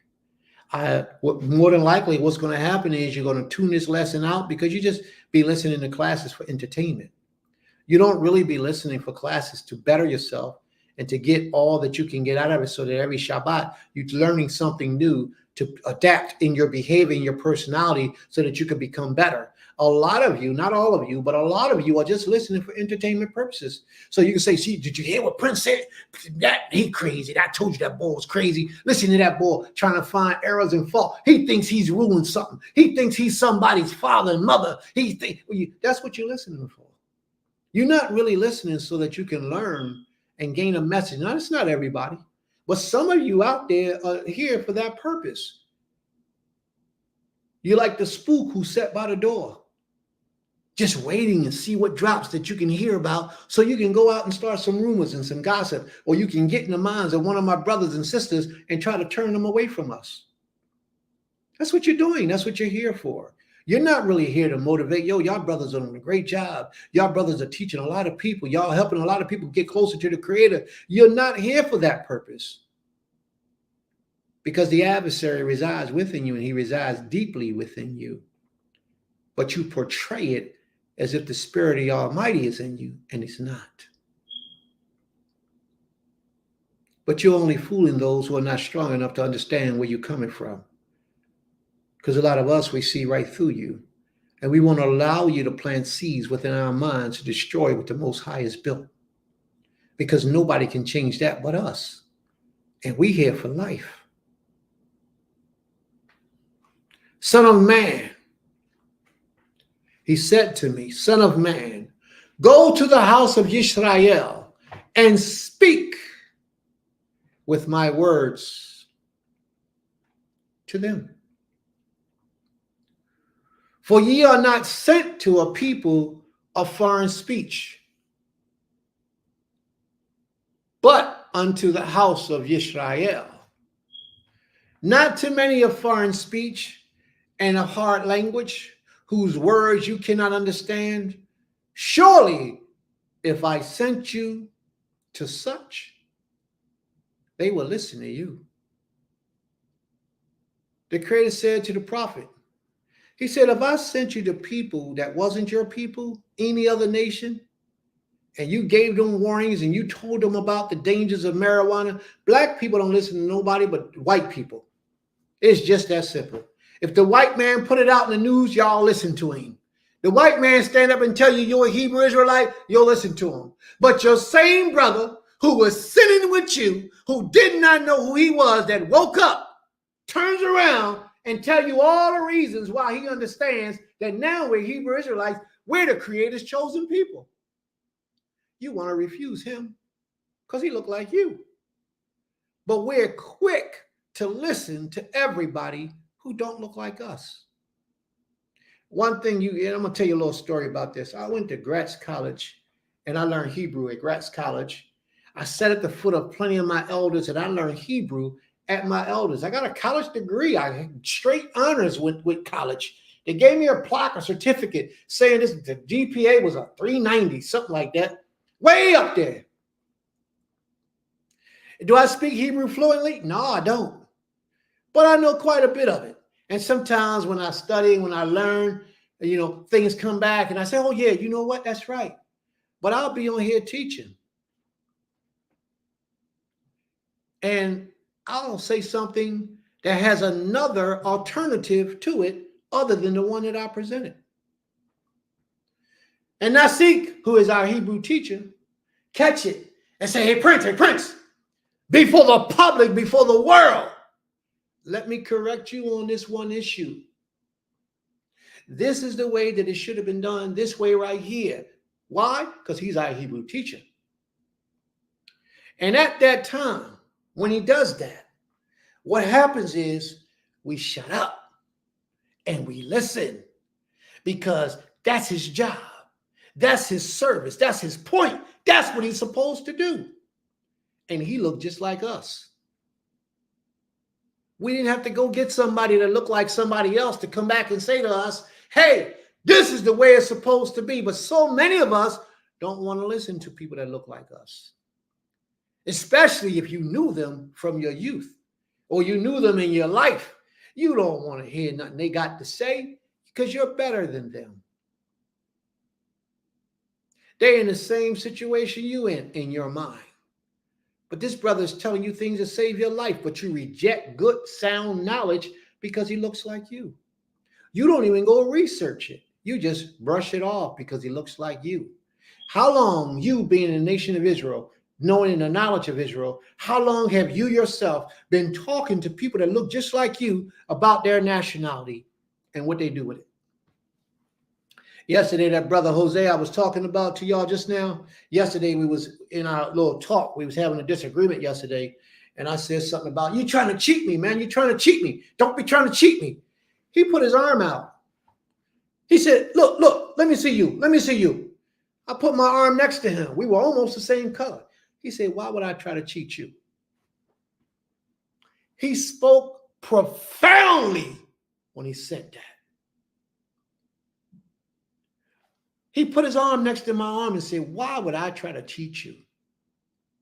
I shut right up. And I was just joking. But, I do that because I don't like spending a lot of money. I just joke. And, I like to try to hold on to my cash if I can. So I was talking to him and he said, yo, bang, bang. Conversation was over. Too many times we look at people that look just like us or we know a little bit about that person and we think, the Most High can't be speaking to that person. The Most High can't be working with that person. The Most High can't be trying to get a message to me through that individual. We blow it off. Sometimes when somebody rises in their relationship with the Creator and we don't rise, we become envious and jealous of that individual because we want the relationship that that person has with the Creator. We want it ourselves. And therefore, when they speak, we don't want to listen. These things are real that I'm talking to you about, family. Just make sure that you're not the one who don't want to listen when the Most High speaks. But the house of Yisrael will not be willing to listen to you, for they are not willing to listen to me. The Creator said we won't even listen to him. Now, we ain't going to listen to his prophets, his messengers, his servants, because all the house of Yisrael have a hard forehead. What did he say? He said the house of Yisrael has a hard forehead. You don't listen.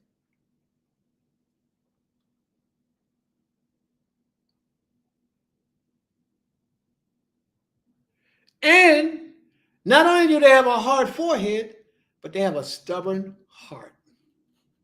They will hear the truth, know the truth, and still won't do the truth. They will hear the truth, admit the truth, and still won't do the things that they need to do to make the changes in their life to live out the truth. They will hold on to their lies and their false teachings forever, just trying to find a way to make it fit in their lives, and it don't work that way. Once the Most High reveals something to you and open your mind up to it, go research and check it out and see if what's coming to you is real. But once you find out that that's what it is, then all you can do is submit and surrender and give over to that energy, because obviously the Most High is working with you. Obviously, he found you yourself, worthy to be in the midst of his fold. They are stubborn hearts. Now, the word heart is lab in Hebrew, and lab means the mind. The word heart and mind is the same word, because a lot of people feel with their heart. No, you're really feeling with your mind. You're feeling with your mind? No, you're really feeling with your heart. The same word is what's used usually for the word heart and mind. They're synonymous. They run together. So you got a stubborn mind. Your mind turns you away from righteousness and truth and justice. Your mind, because you wrestle with things in your mind rather than doing the research to find them out. But before you do the research, make prayer to the Creator and see what the Most High has to say to you, and then start doing your research. He says, behold, I have made your face as hard as their face, and your forehead as hard as their foreheads, like emery, harder than flint, that I made your forehead. Fear them not, nor be dismayed at their looks, for they are a rebellious house. He knows how we move. Moreover, he said to me, Son of man, all my words that I shall speak to you, receive in your heart, receive in your mind, and hear with your ears, and speak to you, receive in your heart, receive in your ears, receive and hear with your ears, and go to the exiles. Now, who he's talking about go to? The exiles. He's talking about go to the people that's been out of the land of Israel, people like us. Go to them and speak to them and say to them, thus saith the Most High, the Creator. Wherefore they hear or refuse to hear. Rather they hear them. So the Most High is commanding the prophet to speak to the people, whether they hear him or not. And that's what we're commanded to do, family. When you know what you know, when you know it because the Most High has given it to you to know it, and you tested it and you tried it and you've seen that what you know is a fact, it's been divinely given to you by the Creator, speak it to the people. And if the people hear you, then they hear you. And if they don't, then they don't. But you did your job as a watchman. You spoke your piece to the Creator. But see, what people do today is people get an ideal or understanding of something because they've been living it all their life. Their grandmothers and grandfathers have been living it all their life, and they think that that thing is true. And they emotionally want to talk to you and convince you emotionally about living a life that they live and worshiping who they worship. Emotionally. But there's no facts behind it. If you look it up and you research it, you'll see that all that we emotionally believed in was a lie.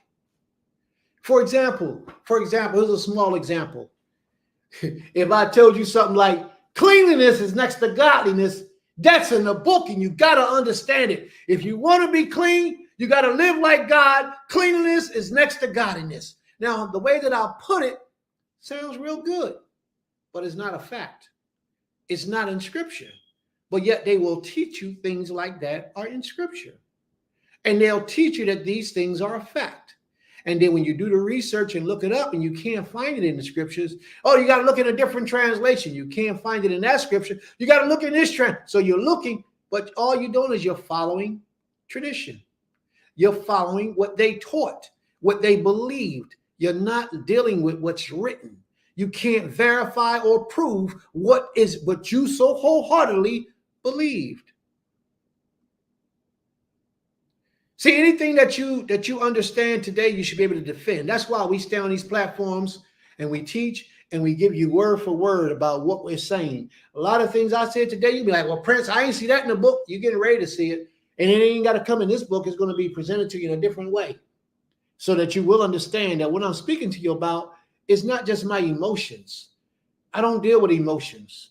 I remove my emotions out of the equation and I deal with the facts and the teachings, the logic and those things that make sense by the way of the Almighty. What he reveals to me, I start the research, I go out and look, and I try to verify and prove or disprove and make sure it ain't my own mind talking before I just say, hey, you got to do this. When I tell you chicken is unclean and you shouldn't be eating chicken, it's because I researched it, I found it. But before any of that happened, the Creator gave it to me. He put it in my spirit about 15, 20 years ago, and I've been teaching it ever since. And I even had a lesson to present it a long time ago about the uncleanliness of chicken. This time I did a whole up-to-date lesson, and a lot of the things that I had back then couldn't find it. You know why? Because they removed it off the internet because they didn't want us to get that information. They make too much money selling chicken. Why would they want to change and stop so that you can start an economical turmoil in the earth? Because if you stop eating, they sell over 9 billion chickens a year. So if they selling 9 billion chickens a year, how much money are they making off of that chicken? Why would they want you to stop? Another thing I try to tell the people a long time ago, the Creator put it in my spirit. I did the research, I found it. But when I go today and look it up, I can't find it. Vaseline that we also use, petroleum jelly, the Vaseline, the little jar. You know what that is? That's gasoline, the residue from gasoline. They take that and put it all over their skin. Why would you put gasoline all over your skin? Anyway, the Vaseline has pork in it. I tell my own people that. My own people don't want to listen. But if the white man tell you that, and anybody that's a Caucasian that's on here, please, I'm not talking about you. Please forgive me if you think I'm talking about you, because I'm not. I'm talking about the white man. And while you're here with us, you ain't white. Because color don't matter when you're serving the Creator. It don't have nothing to do with color. It has everything to do about your soul trying to be right with this king. I'm talking about those people who don't look like us, that look that other color skin. And when I say Europeans or white man, because the white man ruled the earth has been given into their hands right now. That's what I'm talking about. And they determine the market out here. And they have determined that the market for Vaseline is a high market. Therefore, when they sell you Vaseline, they're selling you something with pork in it. You say, well, Prince, Vaseline is from petroleum jelly. Petroleum comes from the earth. That's an all-natural thing, and you are 1,000% correct. But it's still gasoline, and that's something that you shouldn't be putting on your skin. That's marker number one. Second marker is this. How do they get it out of the earth? It just don't pop up through a hole in the ground. They put pipes in the ground, thousands of feet into the ground, and they pump it up out of the earth. Well, part of the problem is that when they started doing that, they was losing a lot of their products because 1,000 feet of pipe is a lot of pipe. And a lot of the Vaseline was getting caught onto the sides of the pipe, and therefore they couldn't get the most out of all their monies because a lot of it was being stuck in residue on the side of the pipes. So what they did was, and I'm going to prove this to you later on, what they did was they used pig oil, pig fat. They used pig fat to rub all around the sides of the pipe. They lubricate the pipe with pig fat. Therefore, the petroleum would just come straight up, and they'll get 100% of the petroleum that they pull out the ground. Nothing was getting stuck to the pipes any longer. Vaseline is unclean. Vaseline has pork in it. I taught this over 20-something years ago, but nobody listened. It's okay if you got Vaseline in your house. Just throw it out. It ain't no good no more. Get rid of it. And ask the Creator to forgive you for voluntarily putting that poison on your skin. Let alone is it unclean, it's poisonous. You shouldn't be putting it on your skin anyway. Son of man, all my words that I speak to you, receive in your heart, your mind, and hear with your ears. Understand what I'm saying to you. And go to the exiles, go to our people who have been put out of the land. And we definitely been put out of the land. It says, to your people, and speak to them, and say to them, thus saith the Most High Elohim, whether they will listen to you or rather they refuse to hear you. My brother-in-law, we call him Uncle Mike. This is my wife's brother, but we call him Uncle Mike. He's just a few years older than me. How old did I say I was? Oh yeah, 39 3/4. He got me by about 20 years. So anyway, Uncle Mike is what we call him. He called me yesterday and sat down with me and told me that his wife had a stroke.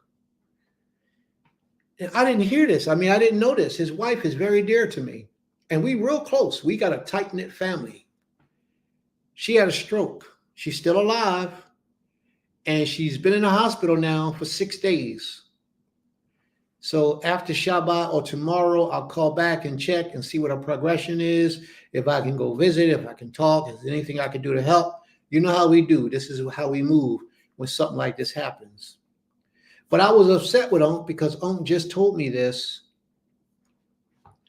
on the 5th day of his wife having a stroke. So I was a little upset with him because he took so long to tell me. His wife is somebody I care for, you know, and I wouldn't want anything like that happening to her. But the simple fact that it happened, it's a sad thing and it hurts. And we all got somebody that we know that are suffering today from some type of illness or physical, mental condition. But what we don't realize is that a lot of those things that we have comes directly from the foods that we eat.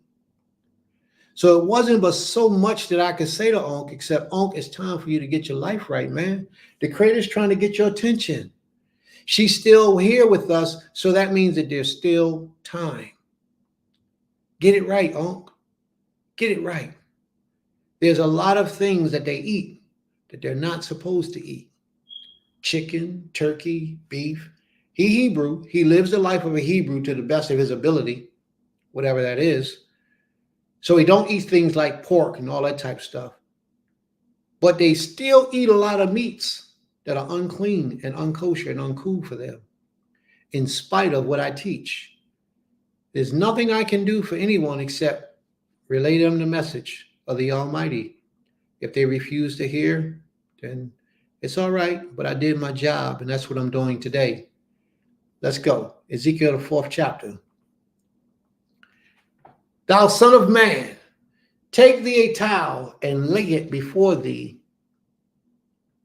and portray upon it the city, even Jerusalem, and lay siege against it, and build a 4th part against it, and cast a mount against it. Set the camp also against it, and set battering rams against it round about. So what is he trying to tell us? He's trying to tell us destruction. People are going to be locked in, and some destruction is about to take place. Set the camp also against it, and set battering rams against it round about. Battering rams is what you use to tear things down.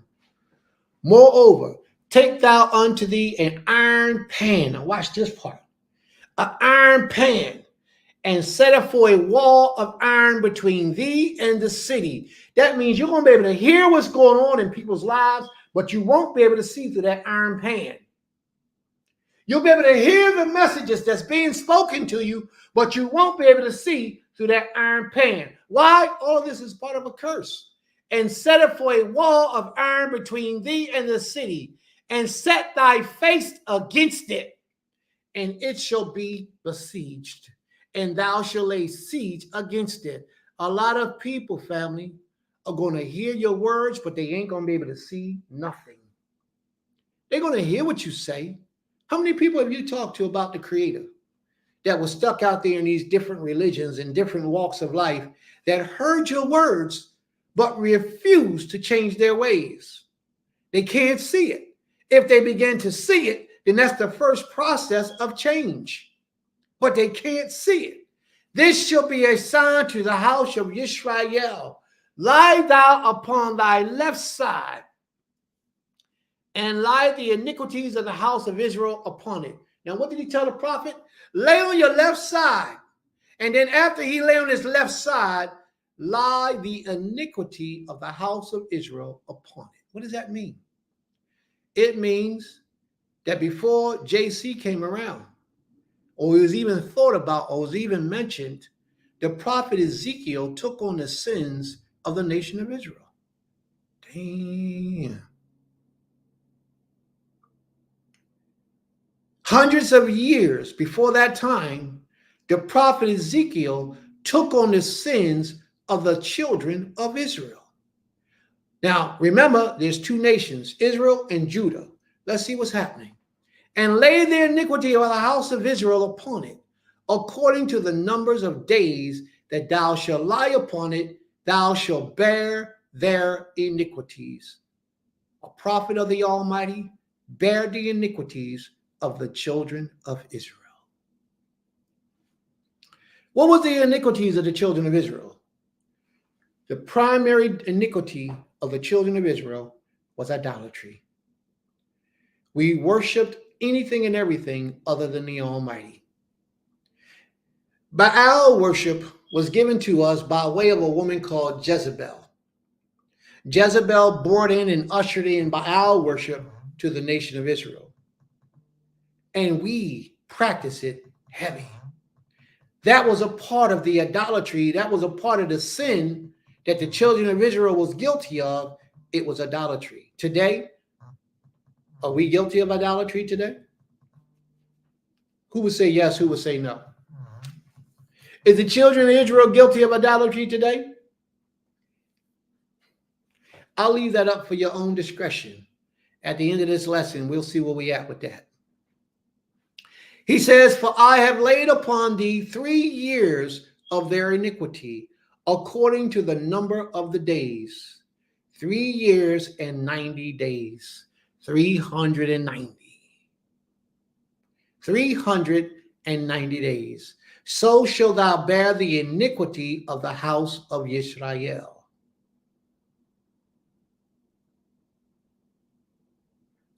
And when thou hast accomplished them, lie again on the right side, and thou shalt bear the iniquities of the house of Judah for 40 years, 40 days.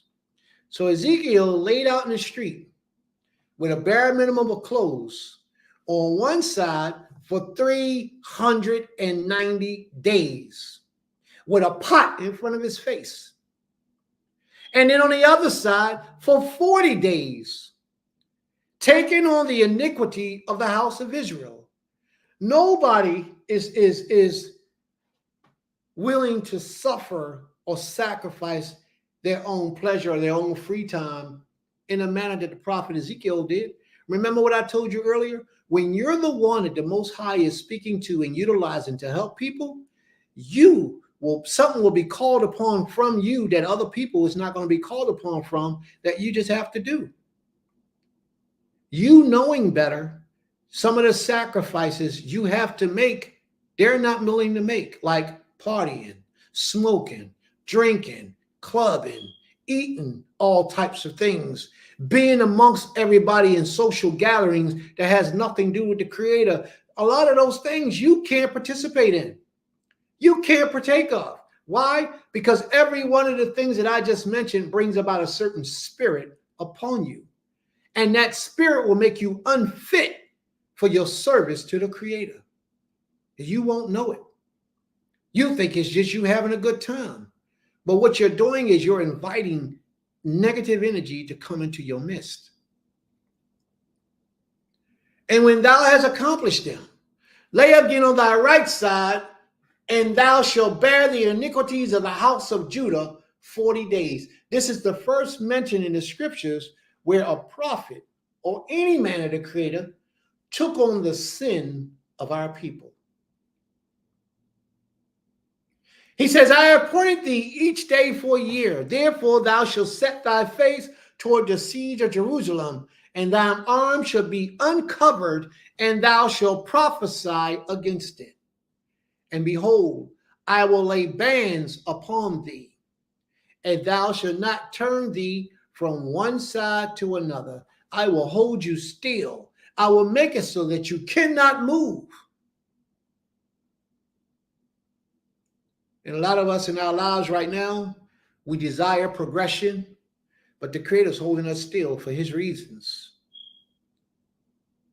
So the only thing we can do while he's holding us still, although we can see what we can progress, if I could just do this a little bit longer, if I could just do this a little bit more, then I could get this outcome. But the Most High say he placed bands upon you. You can't move no matter how you decide you want to move. Therefore, just do what I told you to do. How do you think if Ezekiel was locked down on that ground for 390 days and then 40 days again, do you think Ezekiel wanted to get up and eat? Do you think Ezekiel wanted to defecate? See, we don't think like this. Ezekiel couldn't get up off that ground. So he had to defecate right there. He had to urinate right there. Ezekiel couldn't move. Why? Because he was taking on the sins of Israel. It was imperative that he obeyed and did what the Creator said for him. There was one thing that the Most High made him do was walk through the streets butt naked. Ezekiel suffered a lot for the sins of Israel. Here we got an example where he had to lay on the ground on his side for 300. How many of us can lay on one position overnight without needing that uncomfortability when we got to get up? Because I'm uncomfortable. Oh, no, I got to move. Oh, no, I got to move. I know me, if I lay in the bed too long, my back start hurting and I got to get up. Now, Ezekiel's laying on one side. But guess what, family? He's not even laying on that one side and receiving all that comfortability for something that he's done. He's not even suffering because of something that he's done. He's suffering because of something that his forefathers, his brothers, his sisters, his cousins, his relatives, his neighbors, because of what they have done. He's suffering. Think about it for a minute. Somebody had to feed Ezekiel. Somebody had to wipe the feces away from Ezekiel. Somebody had to put a urinary cup in front of Ezekiel to capture urine. Who want that job? But somebody had to do it.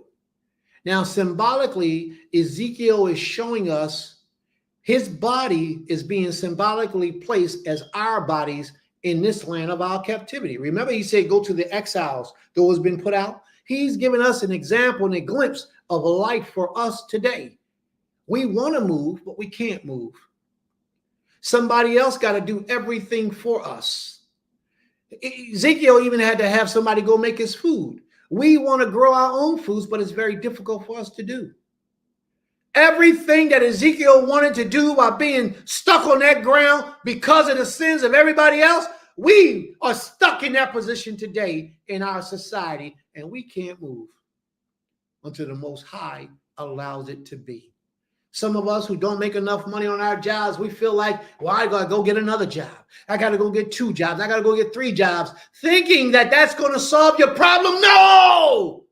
No matter where you go, no matter what you do, until the Most High says it's over, you're going to be always in that rat race trying to do better, trying to get more and trying to build more until the Most High says it's time. And right now, family, it's not time. And all you will be doing is overworking yourself and not really enjoying the benefits of life, trying to stay above the game because the Most High got bans on you. He don't want you to move. Remember, we're here as a punishment. This is not supposed to be all golly gee willikers. I'm having a great hell of a time. It's not supposed to be about that.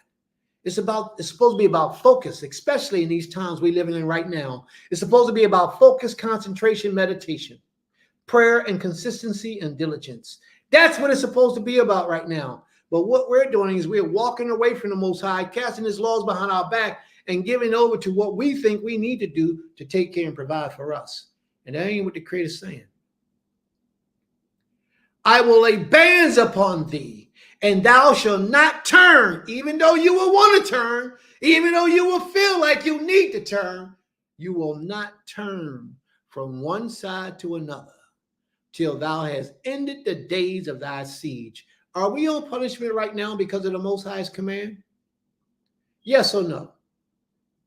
So ain't nothing we can do to stop that punishment. So while in that punishment, we should just relax, serve this king to the best of our ability, and pray that we are having some pleasure, some form of pleasure while in this captivity. Take thou also unto thee. Now watch this. Take also unto thee wheat and barley and beans and lentils and millet and fitches, and put them in one vessel, and make thee bread thereof. The Creator said to the prophet, he said, take wheat, barley, beans, lentils, millets, and fitches, and make bread out of those things.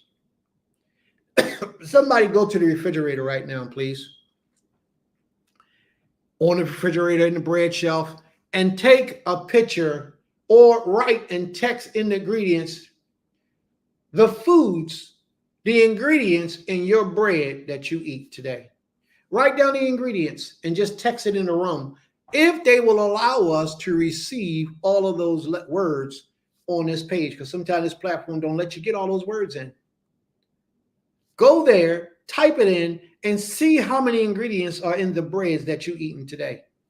The Most High said, you're going to do this and make you some bread. It's going to be wheat, it's going to be barley, beans, and lentils, and millets and fitches. Who makes bread like that today?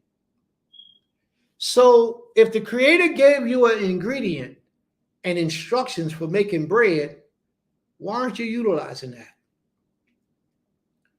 Obviously, if he gave you these instructions, these things are to prolong your life and not destroy your life.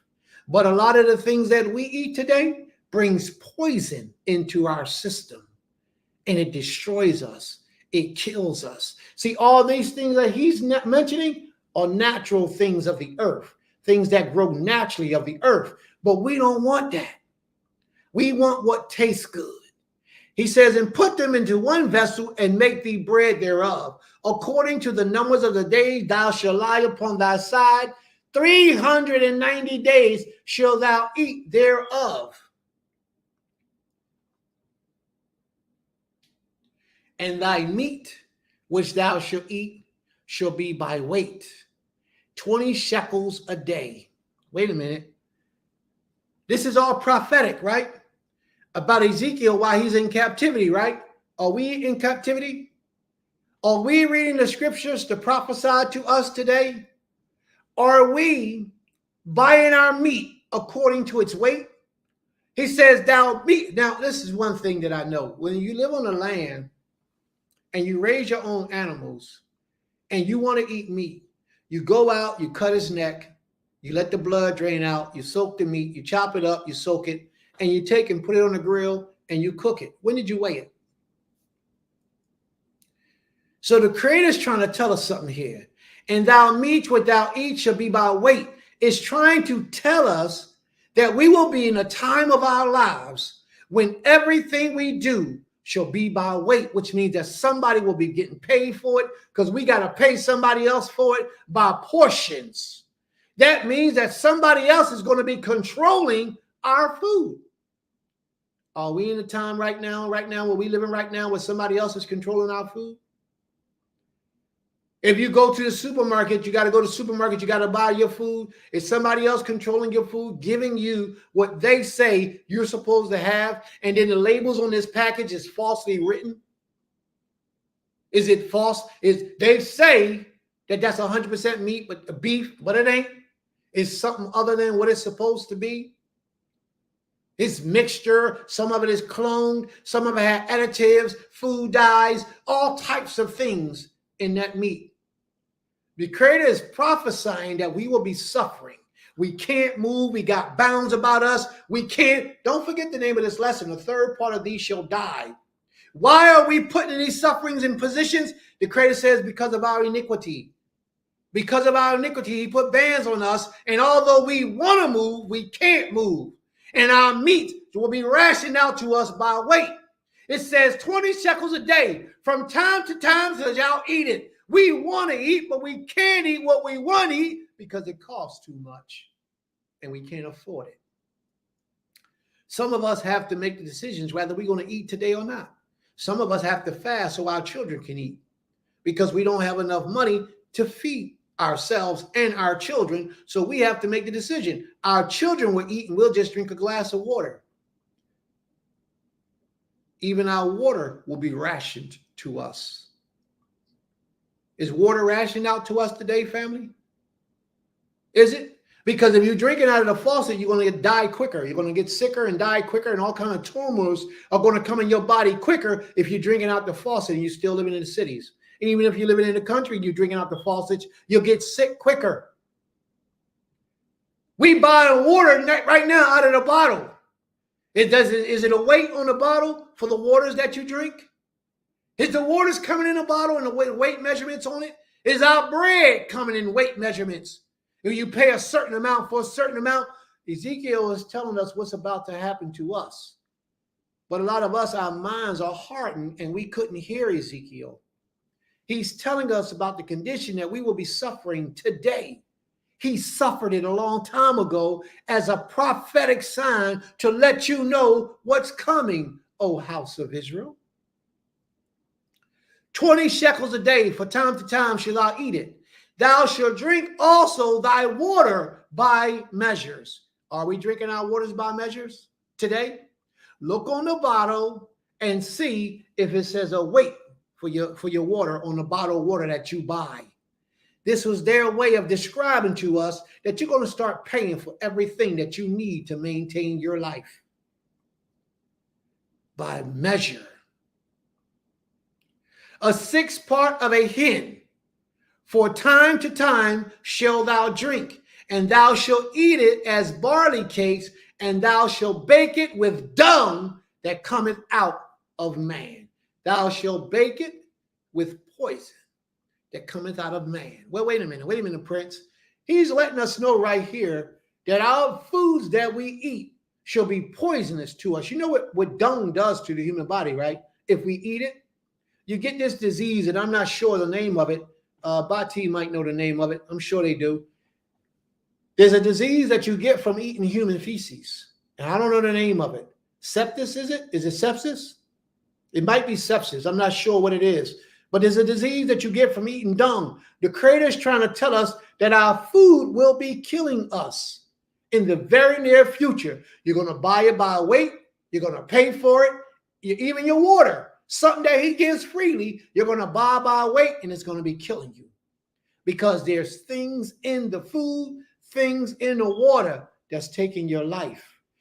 Ain't nobody eating no human species. Don't nobody eat poop. Well, let's see.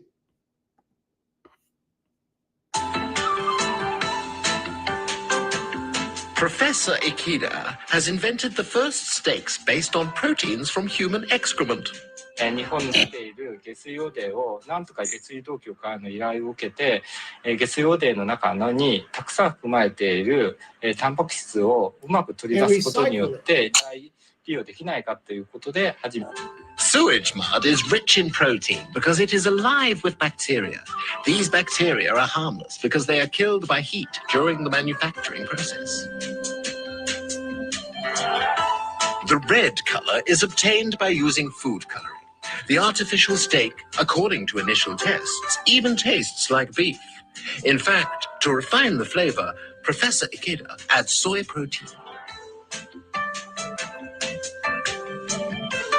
It's 63% protein, 25% carbohydrates, 3% lipids, and 9% minerals to make one turd burger. 人工肉、これが人工肉です。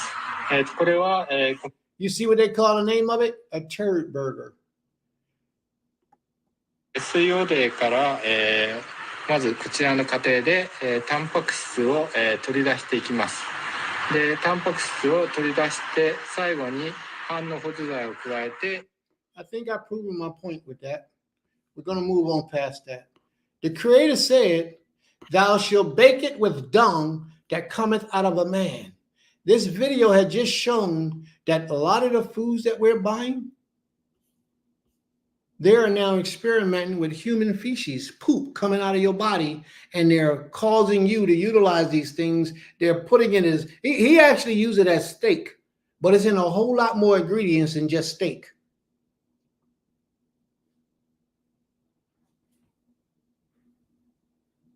It's a whole lot of things other than just steak. One of y'all says you become septic, bacteria gets into your blood and gets you sick. Very good. Thank you very much. So I wasn't too far off. Absolutely. He said that they're using that meat that they make out of human feces, out of poop. They making steaks. But that's not all they're doing with this family. That's all that they're exposing to you right now. They're actually using this. They're actually using this in all types of things that we don't understand, that we don't know nothing about. This is why we got to come out of these cities, man. We got to get into these countries and grow our own foods. We got to grow our own foods because what we're doing right now is contributing to our deaths. In their sight, and the Creator said, even thus shall the children of Israel eat their defiled breads among the Gentiles, wherefore I have driven them. This shows us that this, eat their defiled breads, is to come, because it says, whither I have driven them. The Most High, thousands of years ago, said that we will come into a land, we'll be exiled, and we will go into that land as slaves, as captives, because we would not obey his voice. Then he said that we will buy our food and our breads by weights and measures. And then he said that this food and bread that we will be eating, this meat, this bread, will be killing us because they will be defiled bread. They will have things in the bread that we are not supposed to eat as children of the Most High. Read your ingredients, family. Read your ingredients. Pay attention.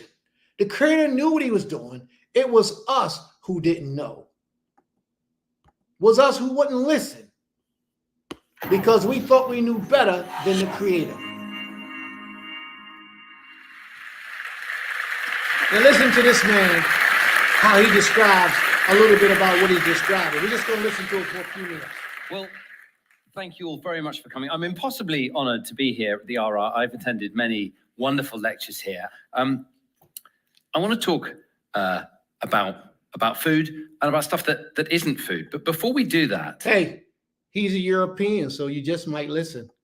I want to discuss a little bit about the language we use for this discussion, because I'm going to talk about the wide effects of this category of ultra-processed food on human health and on planetary health.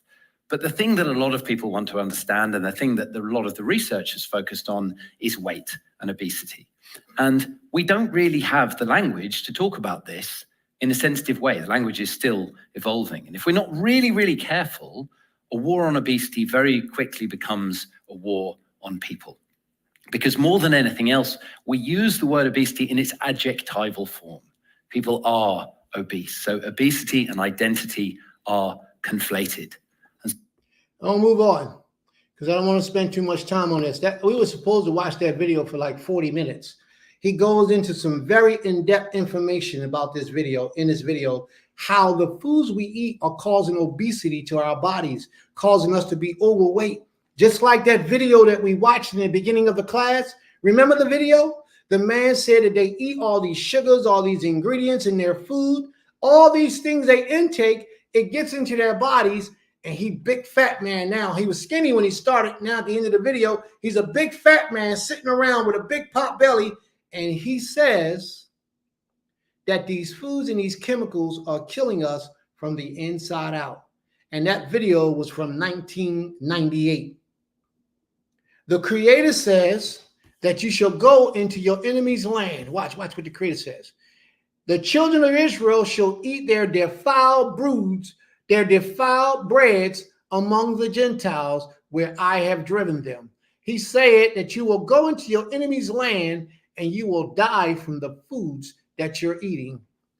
You don't have to die from these foods, family, because you can change your diet and you can eat as clean as possible.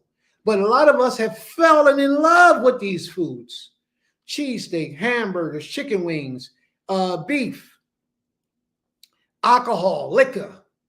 Oh, liquor. I got a video for liquor on here too, y'all. You got to watch it. It's a good one. Liquor. All these different things that we're doing, killing ourselves. in the search of pleasure. We eat these foods because they taste good to us. They bring us a form of pleasure. We drink these liquors because it tastes good to us. It brings us a form of pleasure. These liquors today ain't the liquors of yesterday. It's something in these liquors today, and we just don't understand why. Something is going on, family, and we have to start paying attention to the poisons that they're initiating and putting into our system. He says, then said I, O Creator, and this is Ezekiel's response to the Most High, O Creator Elohim, behold, my soul has not been polluted.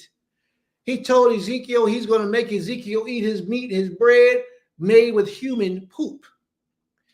Ezekiel says, O Creator, my soul has not been polluted. For from my youth until now have I not eaten any of that which dieth of itself, or is torn in pieces, neither came their abominable flesh into my soul, into my mouth. How many of us can say this about our foods today? Not very few. Very few of us can say that. Only a few of us can say that, if any at all.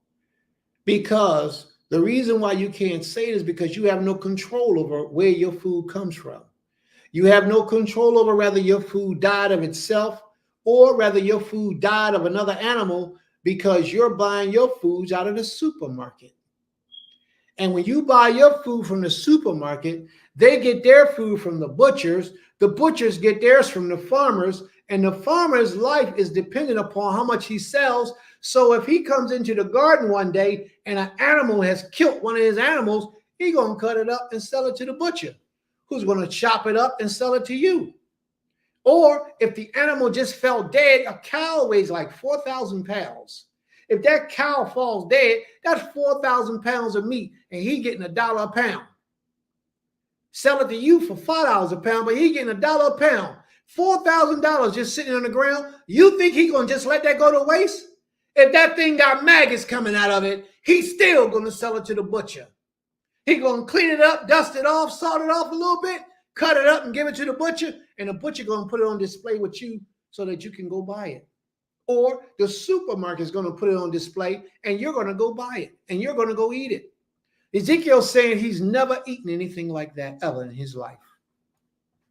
Ezekiel is saying he's never eaten any food that dieth of itself or had been torn by beasts. No abominable thing such as this has come into my mouth.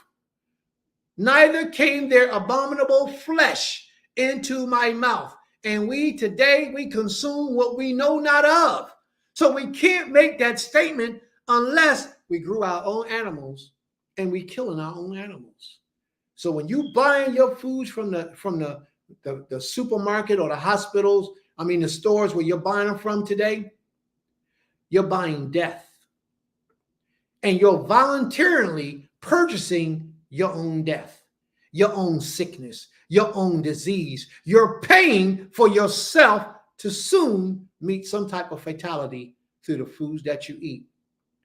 Everything you spend your money on that you're going to put into yourself should be something that's going to promote life for you. And why would you put all these dead animals in your body? Is your body a cemetery? Are you a cemetery? Are you the place where dead carcasses go to rot? Do any of us know how long a piece of steak lays in our system before it rots completely and it is incinerated? You should do the research on that, family. Research it. Your body is nothing but a cemetery if you eat meat. And you know what they say through scriptures, you are what you eat. So if you are what you eat, and the majority of what you eat is something dead, then what are you? Waiting to die. That's what you are. You're waiting to die. Because all that dead stuff finds its ways through your pores and excrete through your body. And I know you never looked at it on this level. That's why I'm here. That's why I'm presenting this information to you in the manner that I'm presenting it. It starts off slow and it grows and it grows and accelerates to a higher speed. And then we drop bombs on you. Pay attention, because this is a reality that we're in today. Then he said unto me, lo, I have given thee cow's dung for man's dung. Now, when it says cow's dung, again, Do not think it's talking about the cows that we have today, because it's not. It's talking about a bull. Well, Prince, a bull is a male cow. Well, I think you should do some research and find out exactly what's going on, because that's the only way you're going to learn. Where did the bulls come from? And thou shalt prepare thy bread therewith. So now you're going to prepare your bread with cow's dung. You don't have to eat man's dung. You don't have to, family.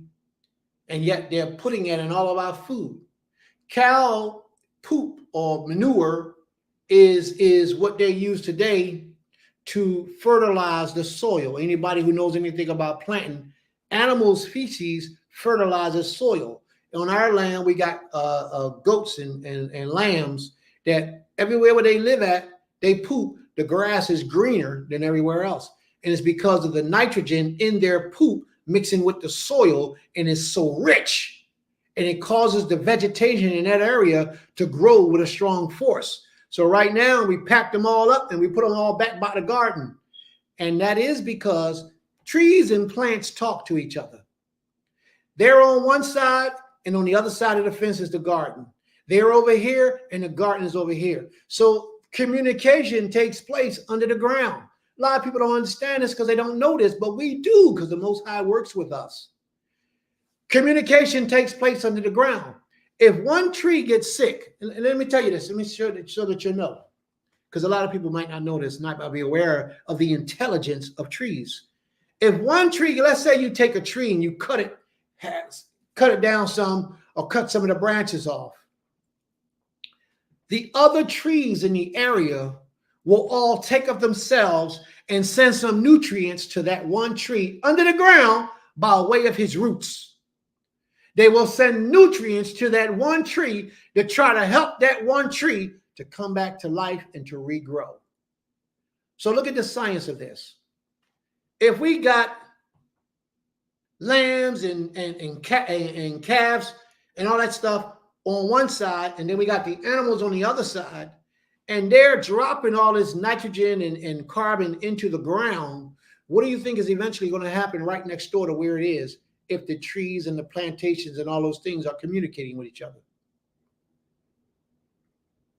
This is a fact, family. But you ain't got to listen to Prince. Go research it for yourself. Go research it for yourself. There's another one of them things that Prince don't know what he's talking about. Go research it for yourself and see if it's true. They communicate with each other. They share life resources with each other. I know you only used to seeing that in movies, but it's real. Trees and plants and vegetations communicate with each other. Let's move on. You go do the research and you find out, and when you find it, you bring it back. And you say, see, Prince, you was right. Because I already know I'm right. I already did the research. Checked it out. Moreover, he said unto me, Son of man, behold, I will break the staff of the bread of Israel in Jerusalem, and they shall eat bread by weight. Somebody please go get a bag of bread out the refrigerator, please. And is the weight on the bread? Does it say on the label the weight of the bread? And I know y'all was saying, see, Prince, you saying this, but that ain't what it's saying. It's saying this is going to happen to Ezekiel.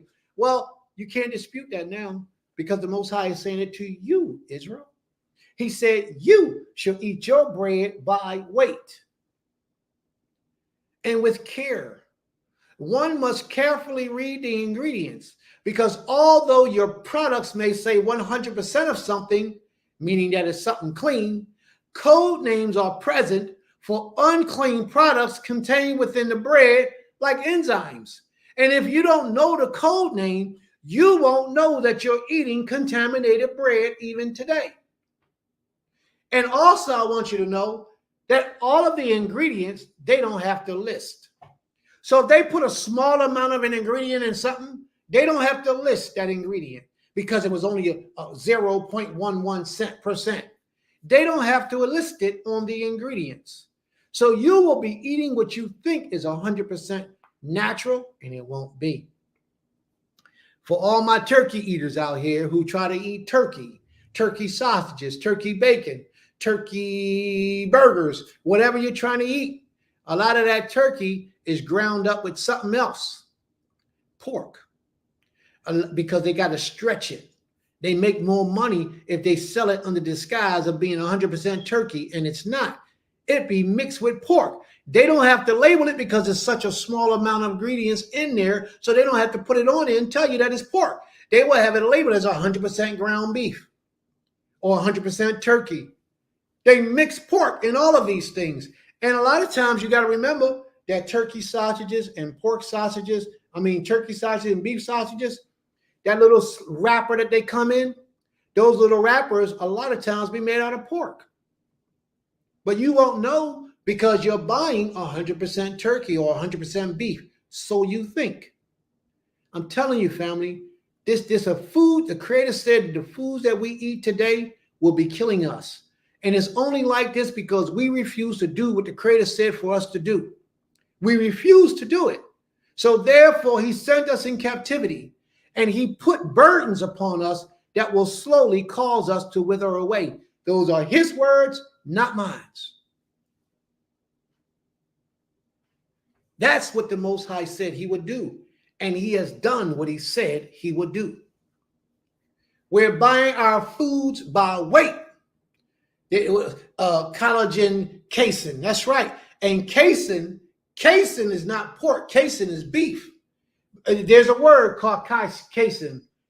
And that casein is another word is tallow-weight is pork. And there's another word called what's that word? You're gonna read it because I put it in my product.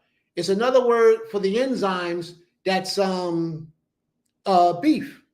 And a lot of times you see these things that you don't even know. You don't even know, but these things are real. Your foods are killing you. And they disguise the names of these poisons, and you don't research it. When we watch the video, family, in the beginning of the video, remember what we did. Pectin is fruit, so pectin is not an issue. Pectin is fruit. Remember what we did. Oh, casein is also pork? Okay, my apologies then. I thought casein was beef because casein being cheese. A lot of cheeses have, already, so just so you know, a lot of cheese are pork. You think you're eating a clean cheese, but a lot of the cheese, rennet, that's what I was looking for, rennet. That's right. But a lot of the cheeses that you're eating are unclean. Do a lot of us even know what cheese is? A lot of people don't even know what cheese is. We think cheese is something that grows on a tree, but it ain't. Cheese is milk that's spoiled. They take spoiled milk and make cheese. So there is no clean cheese unless it's vegan cheese.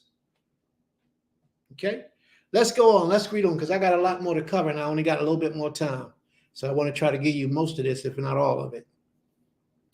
One must carefully read the ingredients because although these products may say 100% something clean, code names are present for unclean products containing within the bread, like enzymes.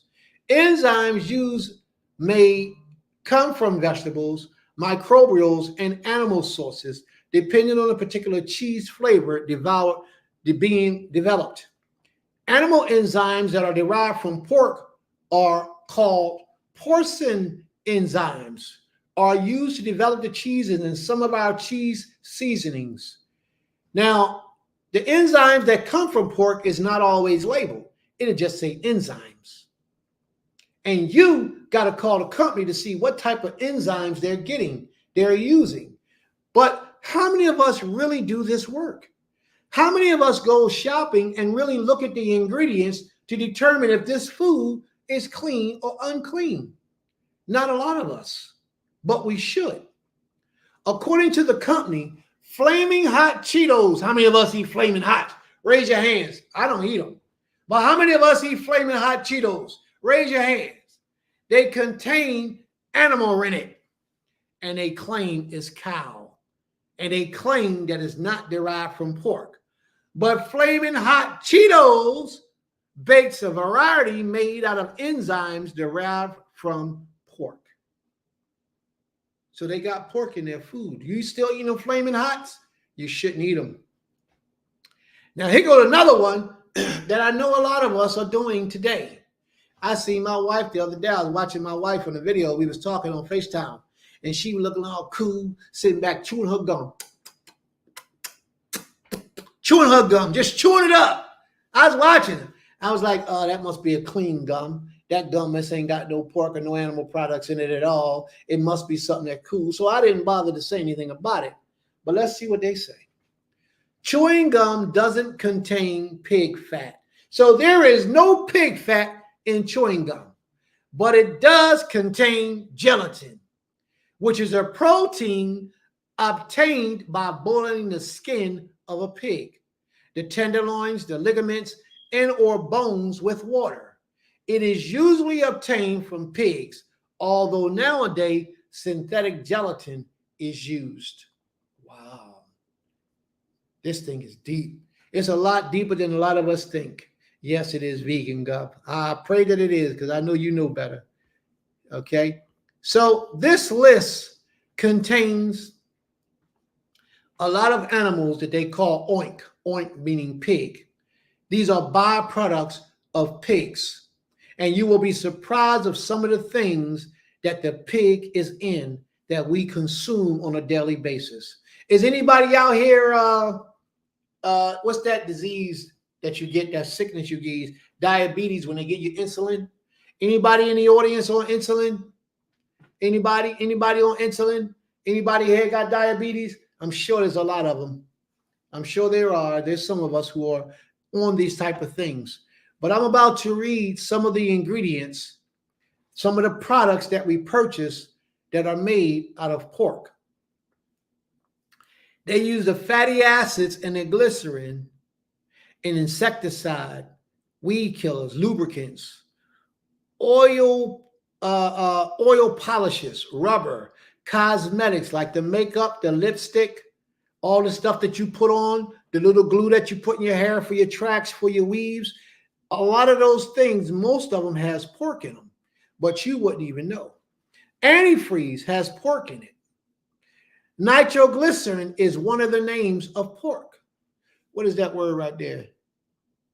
I can't see that word. It's too small. All right. Printed painting rollers, paint brushes, hair brushes, sulfolane, floor waxes, what's that? Cement. Why would they use pig fatty acids in cement? It must have something to do with the binding agent.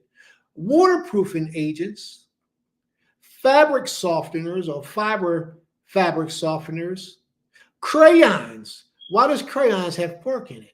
Crayons that we allow our children to play with all the time has pork in it.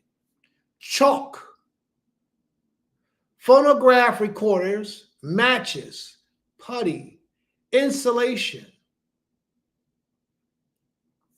And that's the last one I can see on that list. Then they got the internal organs of a pig. Now, from the internal organs of a pig, they make things like insulin. Insulin is one of the things, if you have diabetes, that you take to prolong your life. You actually shooting yourself up with pig organs. Insulin. A variety of medications. A whole slew of medications has pork in them. So if you get medication and, if you're on medication, you got to go to the doctors for medication, you should search for a medication that's pork free. Ask them, tell them you're Jewish if you have to. You can't take any pork. That was one of the problems when my son got circumcised. We had to find a circumcision gel without pork in it. Something that we can put on his penis afterwards, after he was circumcised, because it didn't have no pork in it. We had to find it. If not, we had to make that sacrifice and do what they did, which wasn't good. Surgical sutures, so that means stitches. When you get stitches, those stitches are made up out of a pork material. Another thing is a heart valve. When you get a heart transplant or a heart replacement, they replace the valves in your heart, those type of things, surgical procedures, they use pig valves to replace it in your valve in your heart. This is how serious this thing is. What they use pig skin for? Pig skin, right here, skin. They use it for gelatin. They use it for footballs. A lot of footballs are made out of pigskin, although I heard that they stopped using pigskin in footballs. This says that a lot of footballs are still made out of pigskin. Porcelain burn dressings, luggage, a lot of purses, a lot of clothes is made out of pigskin. Now, a lot of people will sell you a product and tell you it's leather. They didn't lie because it is leather, but it be pigskin. Leather only means animal skin. That's all leather means. But you have to ask them, what type of animal is this? Because they will sell you something made out of pigskin and say it's leather, and they will be right. A lot of luggage is pork skin. Gloves and shoes are pigskin. And then they got pigskin garments. Now, out of pig blood, you see that right there? Pig blood. This is what they make out of pig blood. A whole lot of medicines. Sticking agents. Leather treated agents. Plywood adhesives. Protein sources in feeds, which means animal feeds, fabric printing and dyeing. So if you coloring something, a lot of pig skin are in a lot of these things. So now let's look at the pig hair. What are they using the pig hair for? Art brushes, installation, upholstery. They also use it in paint brushes. A lot of paint brushes is pig or borsal skin. A lot of hair brushes are pig's hair. Boar's hair. Boar is a pig. They use those. You ever seen those brushes? They're usually brown, some type of way, flat, with gray and black bristles out of it. And that ain't plastic. That's real animal. And you brush your hair. They call them wave brushes. How you get your waves in your hair. Those things have animal boar skin, animals' hair, boar's hair, and you're using them. Well, the Creator says that these products, once the animal is dead, you shall not touch it because it will be an abomination to you. But I just read all these different things that the pig is in that they have called to be a normalcy in day to day, and we use it like ain't nothing to it because we don't take the time to read the ingredients to see what's in it. They take the pig bones and they make glue. They also make buttons with pig bones. They make bone china with pig bones. They make bone meal. So whenever you read the ingredients in your animal feed and it say bone meal, you're actually feeding your animals pigs. They got minerals for feeds, fertilizers. So if you're a farmer, some of those fertilizers you're using will have pig byproducts in it.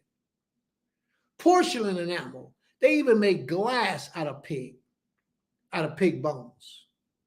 And they make water filters out of pig. So if you're living in a city and you call yourself not eating any animal products, and you got a water filter, and you call yourself putting a filter on your water so that you can drink clean water in your house in the city, so you got a filter on it, you could possibly still be eating pig because they make the water filters with pig bones they make it with.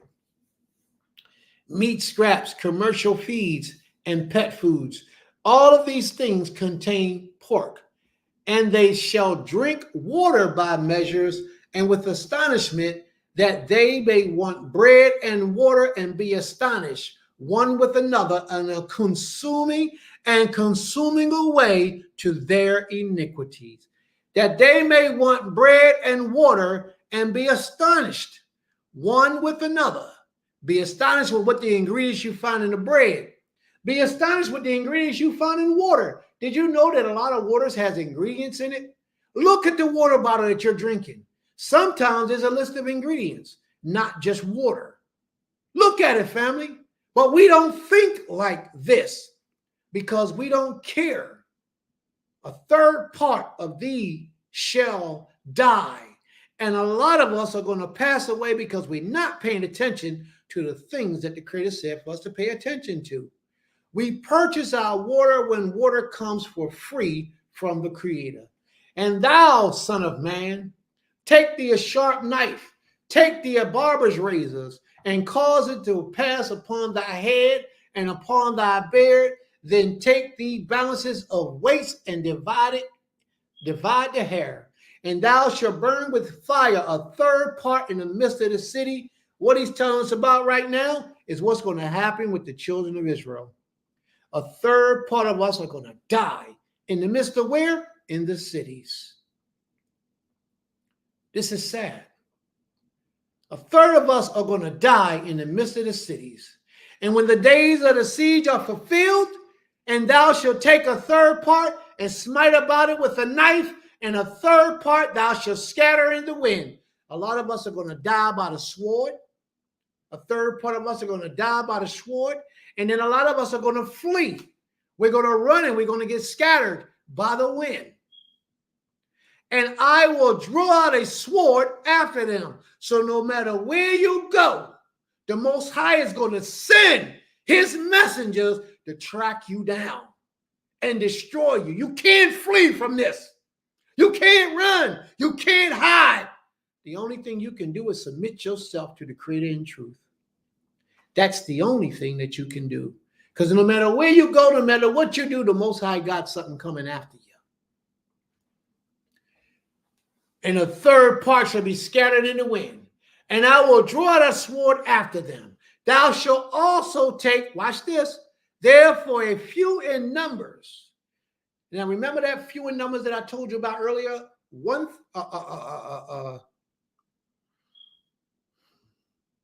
A remnant of a remnant of a remnant shall make it. He got something even for them. Don't think because you make it that you're going to live scot-free because you're a remnant and you watched all the people around you die. You got something to pray for also. Then take of them and cast them into the midst of the fire and burn them in the fire. For thereof shall a fire come forth into the house of Israel. Now, fire is a purifier. Don't think that the Father's saying he's going to destroy that remnant of a remnant. He's going to purify them and make them like gold. He's going to refine them. He's going to take you through the fire and purify you and make you better. Thus saith the Most High, the Creator of all creation. This is Jerusalem.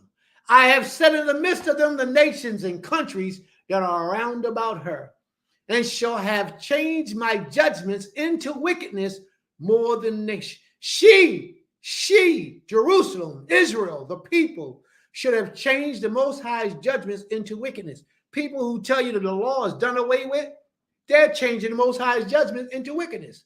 People who tell you you ain't got to keep the law of the Creator in captivity, they're changing the laws of the Most High's judgment into wickedness. Those people who tell you Jesus died for our sins, you no longer have to keep the law, Jesus kept the laws. He kept the laws. So if he kept the laws, why you ain't got to keep the laws?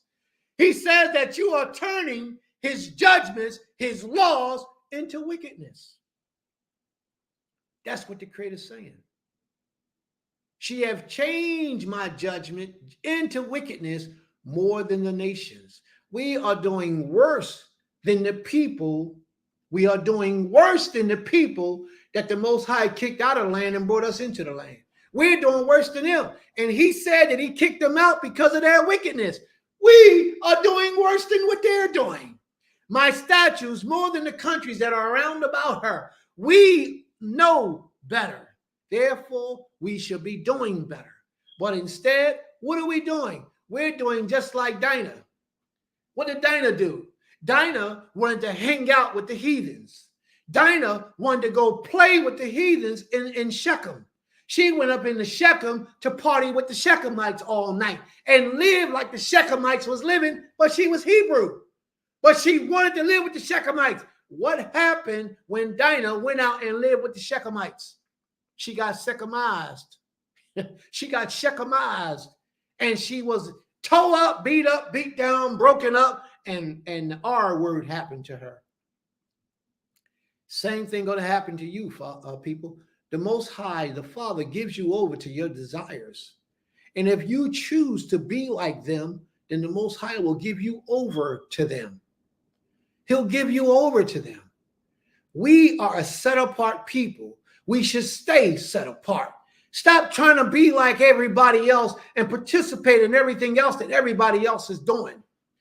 And she has changed my judgments into wickedness more than the nations, and my statutes more than the countries that are around about her. For they have refused my judgment and refused my statutes. They have not walked in them. We told you, these foods that you're eating are unclean. Stop it. Stop eating these things. Stop disrespecting the Creator like this. That chicken you eat, that turkey, that beef, all those products that you're eating are unclean. Raise your own animals. And I'm not talking about chicken, turkey, and beef. I'm talking about some lamb. I'm talking about some goat. Things that are verifiably cool for you to eat. Raise your own animals so that you can eat what the Father has for you. Quail. If you want some bird, get some quail. Eat those type of things. We don't have to eat these detestable things. We can make our own bread from our own vegetations that we grow. We can make our own bread, and we can eat that bread rather than buying this poison. We can get our wells dug and drink our own wells. But we can't do none of those things if we living in the city. We got to get out of these cities to be able to do these things.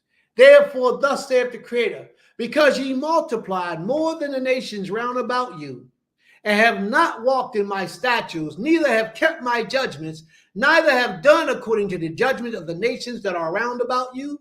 Therefore, thus saith the Creator Elohim, behold, I, even I, am against thee. Who's against you? Prince ain't against you. The Creator says he's against you.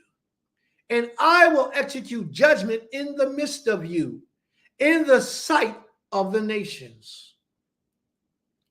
And I will do in thee that which I have not done, and whereunto I will not do any more the like. Once you get in Israel, ain't nobody else getting it. Just the Most High will give it to us. Because of all thy abominations. You know why? Because you know better. You are a special people. He calling you out to himself, and you're ignoring him. He sent you watchmen to say to you, get out of that idolatry. Leave that poison alone. Stop sinning against the Father by smoking that weed, drinking that liquor, eating all those unclean foods. Stop it. And what did you say? You said, I will give in to my pleasure. I'm not going to listen to him. I'm not going to pay attention to what he's saying. I want to eat my lamb chops. My pork chops, my pig feet, my chitlins. I want to eat my beef. I like the way steak tastes. I want to eat my chicken. Ain't no prince going to tell me I can't eat no chicken. Show me in the scriptures where I can't eat chicken. You look for the word vulture. Vultures are unclean. Do your research. Chickens come from the vulture. Do your research and see, and you will see where they're unclean. And if you don't want to do the research, pour our last week's class up, or the week before that, whatever week it was, where it says Hebrews allowed to eat chicken. Pour it up, watch the entire class, and then you tell me what you're supposed to do. Okay? Behold, I, even I, am against thee, and will execute judgment in the midst of thee in the sight of the nations. And I will do in thee that which I have not done. And whereto I will not do any more the like, because of all thy abominations. Why is he doing this to us? Because of all of our abominations. Therefore, the father shall eat the sons in the midst of thee, and the sons shall eat their fathers, and I will execute judgment in thee, and the whole remnant of thee will I scatter into the winds. Wherefore, as I live, saith the Creator Elohim, surely because thou have defiled my sanctuary with all these detestable things, and with all thy abominations, therefore I will also diminish thee. Neither shall my eyes spare, neither will I have pity. So the Most High is saying, I gave you fair warning. to stop these abominable things. And you didn't listen. He said when he start bringing down his rabbit, it's going to be too late to say, oh, Creator, I'm sorry. Look, how many times did your child do against what you told your child to do? Right? And then you done told him 3 or 4 times and he didn't listen. And then as soon as you get up and get the belt, now all of a sudden he want to say, Mommy, Mommy, Abba, no, okay, I'm sorry, I'ma stop. Do that make you stop tearing that booty up? Does that make you stop tearing them legs up? Do that make you stop putting him on punishment? No, it doesn't. You give him till you are satisfied that you gave him enough, and then you cease. Same thing with the Creator. When he started bringing down his habit, right now, family, as sure as the Most High live, right now we should all be crying for the majority of the day with all the turmoil and suffering that are taking place around us. So many people's children are missing today. Record-breaking numbers of people who raise children who don't have access to their children anymore. They're dying. Somebody's kidnapping them, taking them and eating them and doing whatever they're doing with them, and they never get to see their children again. Look all over the internet. You see new faces every day popping up, and they look just like you. The majority of them look just like you. So many people are dying from diseases, people that we care about, people that we miss, they're dying of diseases. So many. And these diseases that they're dying from is preventable. Strokes, heart attacks, diabetes, kidney failures. All these things are all preventable. It's about our lifestyle. It's about what you choose to put into your body. These things are preventable. So many of us are suffering. Let me tell you something. The adversary got something for you. You don't even know the things that he's got for you. Do you know that right now what they plan on doing with you is prolonging human life, not your life, but prolonging human life by combining human intelligence and human bodies with AI, artificial intelligence, therefore tying us all into the internet, on a source of internet where you could walk around and think something and the computer can tell you what you're thinking. These things are reality right now as we live. We should all be crying right now on our knees, begging the Most High to have mercy because his hand is upon us and we don't even see it. We too busy trying to get the latest this and the latest that and the biggest this and the biggest that. We too busy in the rat race because they designed it to be that way with televisions, radios, and movies. They designed it that way so that we will give our hearts and our desires over to the things that they place before us and leave the realities of life alone. There are too many of us that don't want the simplicity of life. We want the complicated things, things that bring about problems, turmoil, and trouble, suffering and pain and misery, thinking that it's going to bring about pleasure, but it doesn't. It doesn't. And we're caught up in the race. We're under an illusion. This scripture right here, the Most High says, your father should eat the sons and the sons should eat the fathers. Do we think we're eating humans today? Are we eating humans today? Let's see what they say. Are we eating humans today? It's human donor meat, so... You eat animals? Yeah, man. You eat pigs? Yeah, I love pigs. Human meat's basically the same, bro. Okay, who is this? Who am I eating? This was actually, this was Bob. Oh, Bob the Builder.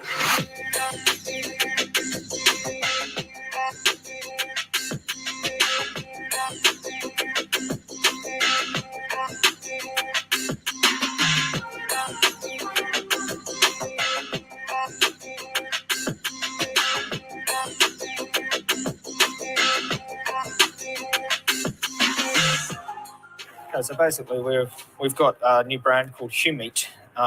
Human donor meat, consenting humans, much more ethical than murdering animals, much better for the environment.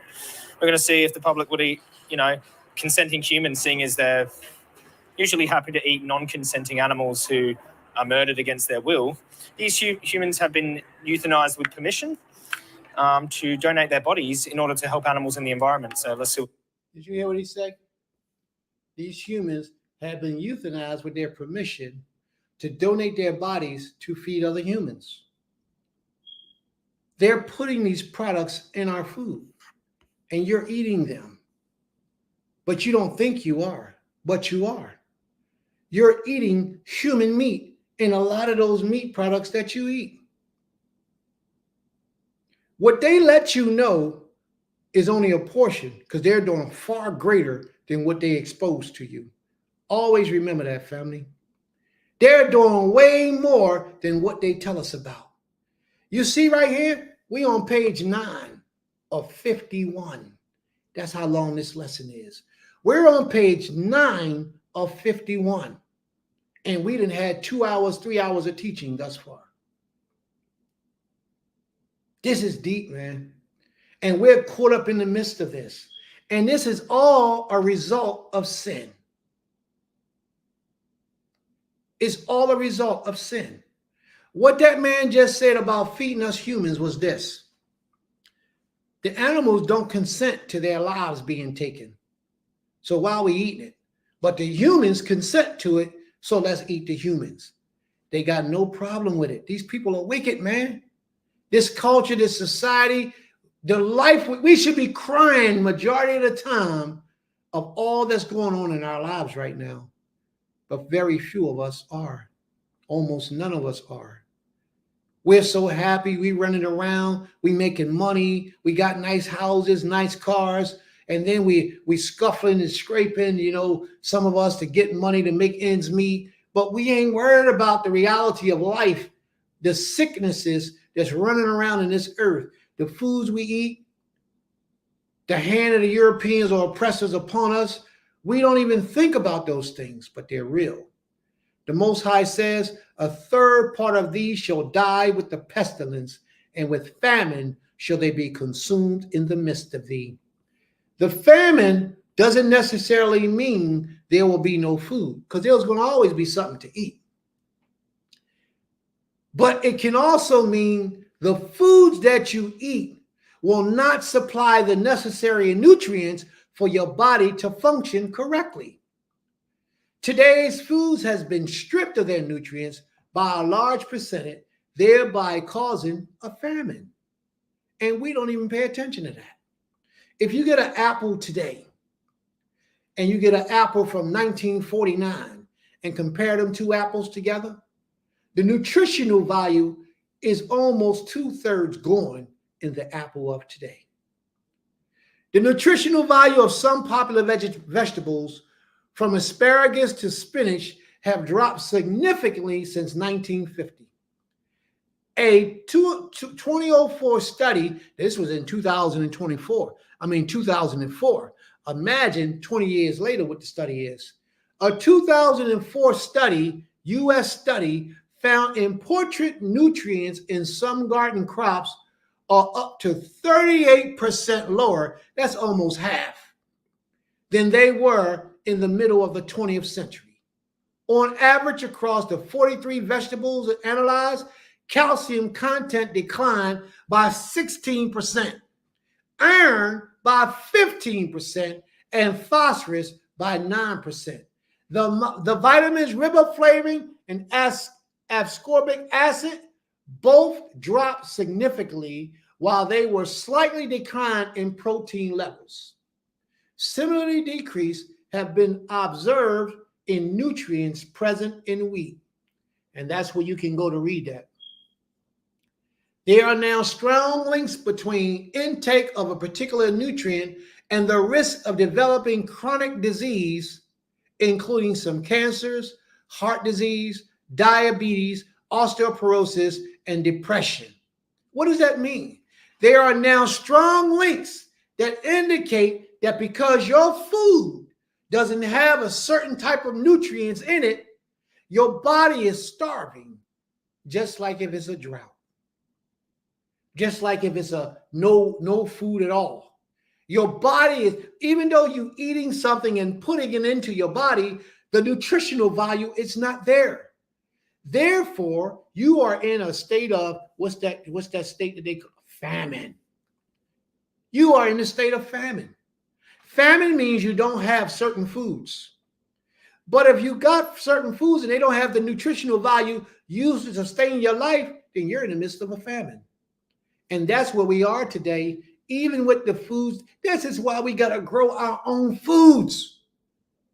This is why it's so important that we grow our own foods, because the foods they sell us in the markets are for them to make money with.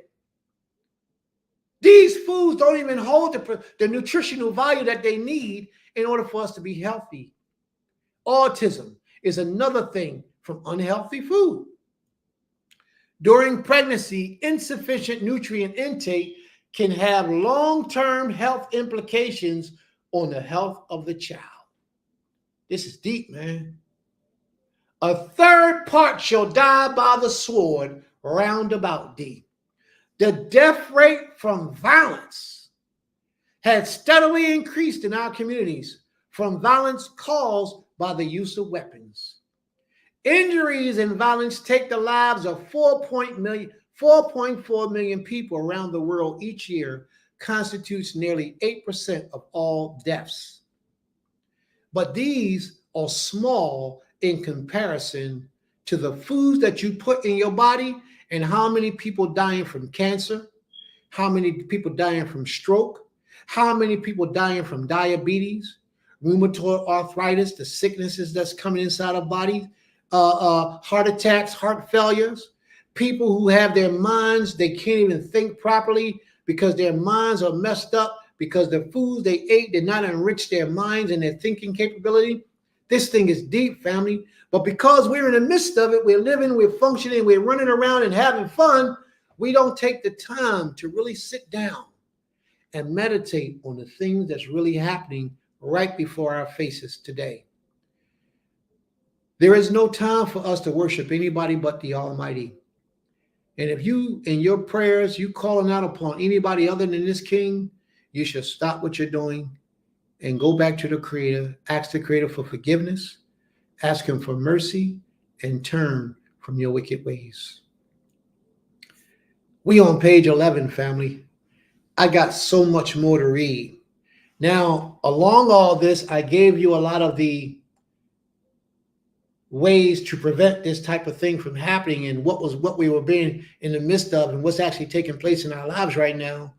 Near the end of the lesson, for like the last 10 pages, I give you the remedy for a lot of these things.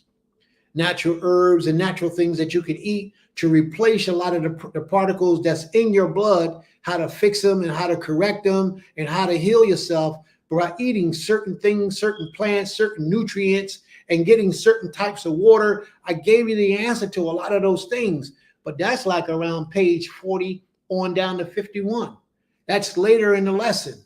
So what we may do is pause this for now. I know we got to stop it for now. It's 2:00, but we may pause this for now, and we might have a part 2 in the future just so we can go through all what's taking place. But in a nutshell, I just want to tell you that a lot of the diseases we have today are preventable. And it has a lot to do with your diet.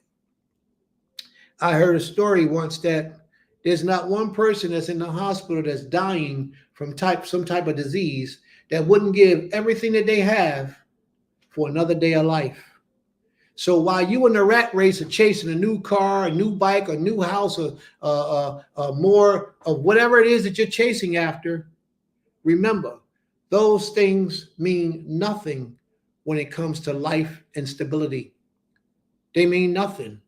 I remember my Bane called us up one time. We had a men's meeting, and he talked on one of the calls, and he said something about he's starting to realize that life is not what we have made life to be. Life is so much simpler, but we complicate life. But, we got all this land, but nobody's growing food. We got all this wood on the land from cut down trees, but we go somewhere and buy a house rather than building a house with the wood that we already got right there. So what I say to that is most of the things you have in life that are good for your life, you overlook and you bypass what you have in your life, and your rat race, your chase is for things that you don't have in your life. And what we should do is learn to be content with the things that are right, easily accessible right in front of us. Learn to be content with these things and work with these things. Like, for example, some of us got weights in our basement and we overweight, we fat, we heavy, and we never even take the time to stop and work out, although we got the weights in the basement.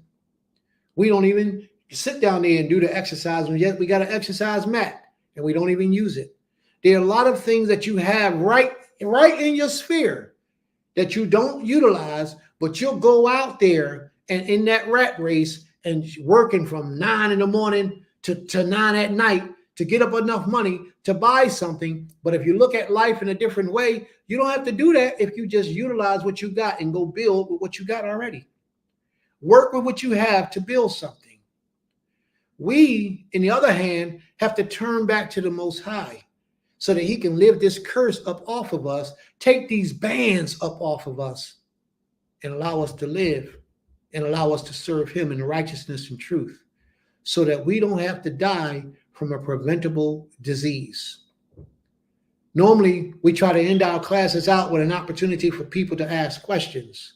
So what we'll do is we give just like 5 minutes. Whatever questions are coming in, we'll take the questions. If anybody have any questions, comments, or answers, now is the time to do that. We're going to mark the clock at 2:15.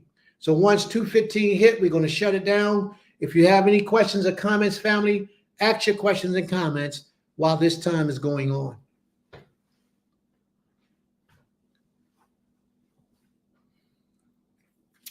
I'm going to read this last little bit while we're waiting for the questions to come in. The Most High says, and I will scatter a third part into the wind, and I will draw out a sword after them. We have caught hell everywhere that the Almighty has scattered us. Thus shall my anger be accomplished, and I will cause my fury to rest upon them, and I will be comforted, and they shall know that I, the Creator, have spoken it in my zeal, when I have accomplished my fury in them. Moreover, I will make thee waste and a reproach among the nations that are round about thee in the sight of all that shall pass by. So it shall be a reproach and a taunt and an instruction and an astonishment unto the nations that are round about thee, when I shall execute judgment in thee in anger and in fury and in furious rebuke. I, the Creator, have spoken it.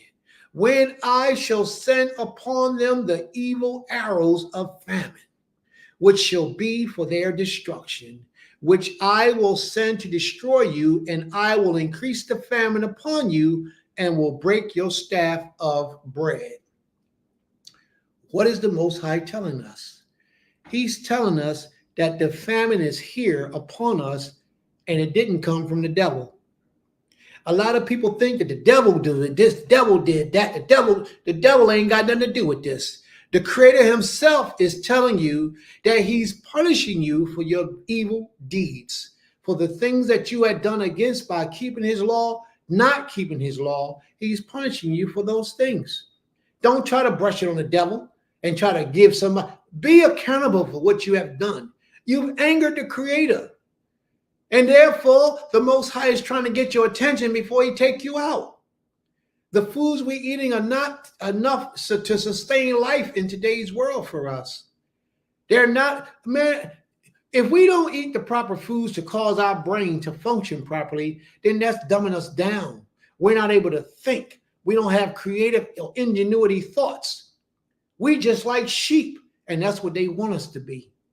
Just like sheep being led to the slaughter. You ever take a sheep to the, he know you're ready to die, but he's still gonna walk because you dragging him. He'll run from you in the beginning, but as soon as you get him, he'll go along with you. He might move a little bit, but he ain't gonna put up no fight. Now try to get a bull like that. Try to go get a bull and grab him by the neck and try to kill him and watch what he does. A bull will maul you to death. A bull will hit you. A bull will hurt you because a bull gonna fight for what he's supposed to have. And that is his life. But the bull got the thinking capacity to fight for his life. A sheep doesn't. And that's what we are today, like sheep. This is why we so willingly and so easily allow the oppressors to determine the foods that we're going to put in our bodies. Although we go spend our money for it, we still buying poison. And what we should be buying is food of life, food that's going to bring us life. Why are you putting so many dead foods in your body like you're a cemetery? You're not a cemetery. You're supposed to be a living being. Ain't that what the Most High said when he made us? He called us living beings. He called our bodies living beings. So if you're a living being or a living soul, why are you putting dead things inside of you? Do you want to be dead? Because if you keep putting dead things in you, you're going to get exactly what you're asking for. Moot, death, dead. You're going to get it. Believe me.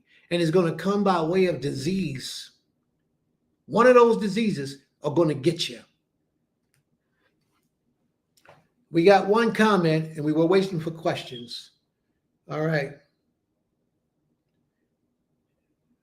Okay, she said she was able to find a vegan bristle brush for our hair at Walmart. A plug for anyone who is looking for a clean bristle brush. All right, so there's no questions. I guess I must have did a pretty all right job then if there are no questions. Is there any comments from anybody on the panel? Anyone wants to say anything before we close out?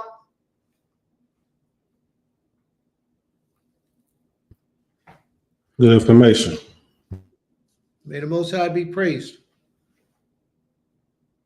That's it? Nobody else?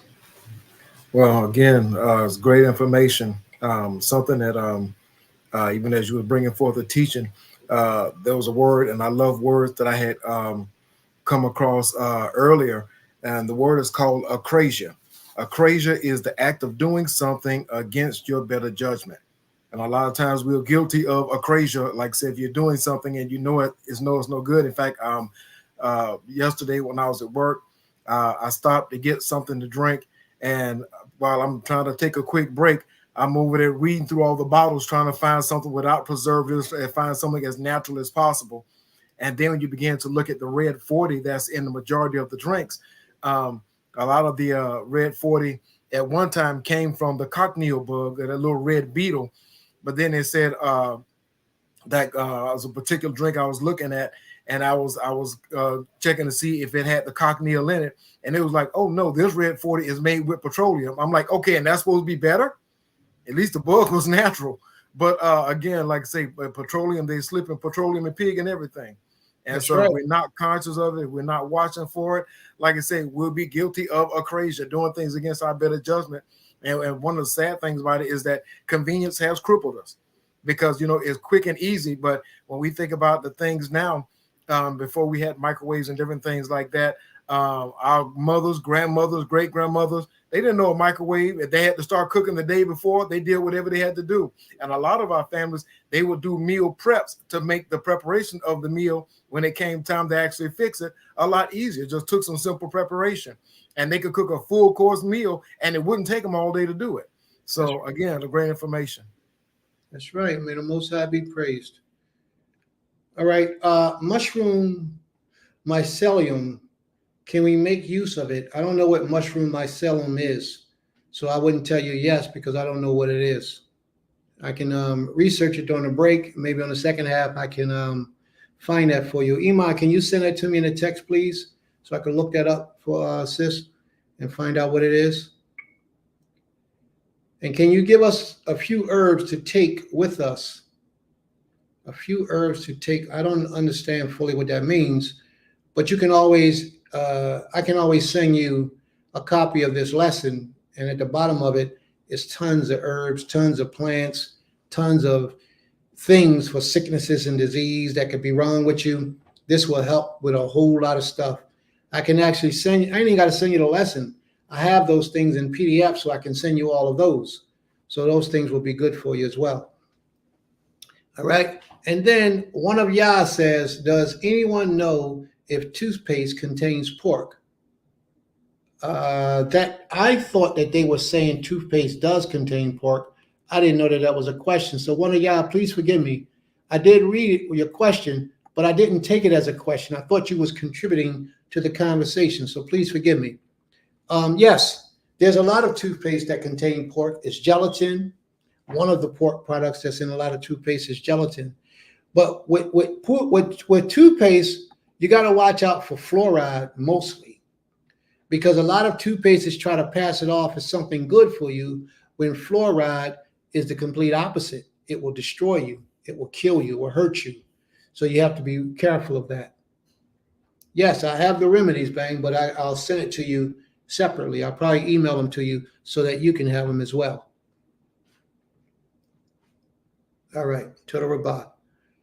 Are there any other questions or comments? But yes, fluoride is something that you really got to watch out for in toothpaste. I don't know of a lot of healthy. Crest is one of the ones that I do have pork in it. It's another one, the Crest gel, the green one, from what I recall. And they may have changed the recipes because this has been some time ago. Crest was one of the toothpastes that had pork in it, gelatin or glycerin. A lot of them have glycerin in them, but you read it, it'll say glycerin. A lot of them have glycerin. So you got to watch it because they will get you. Let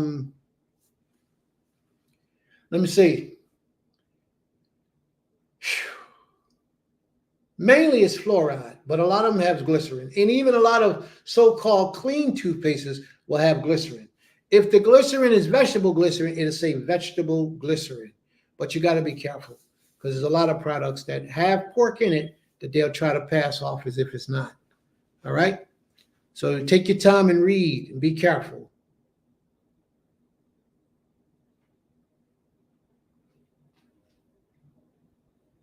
All righty.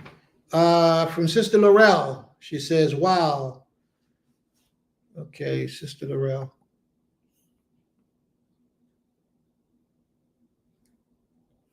May the Most High be praised. Toda Rabbah. All right, family.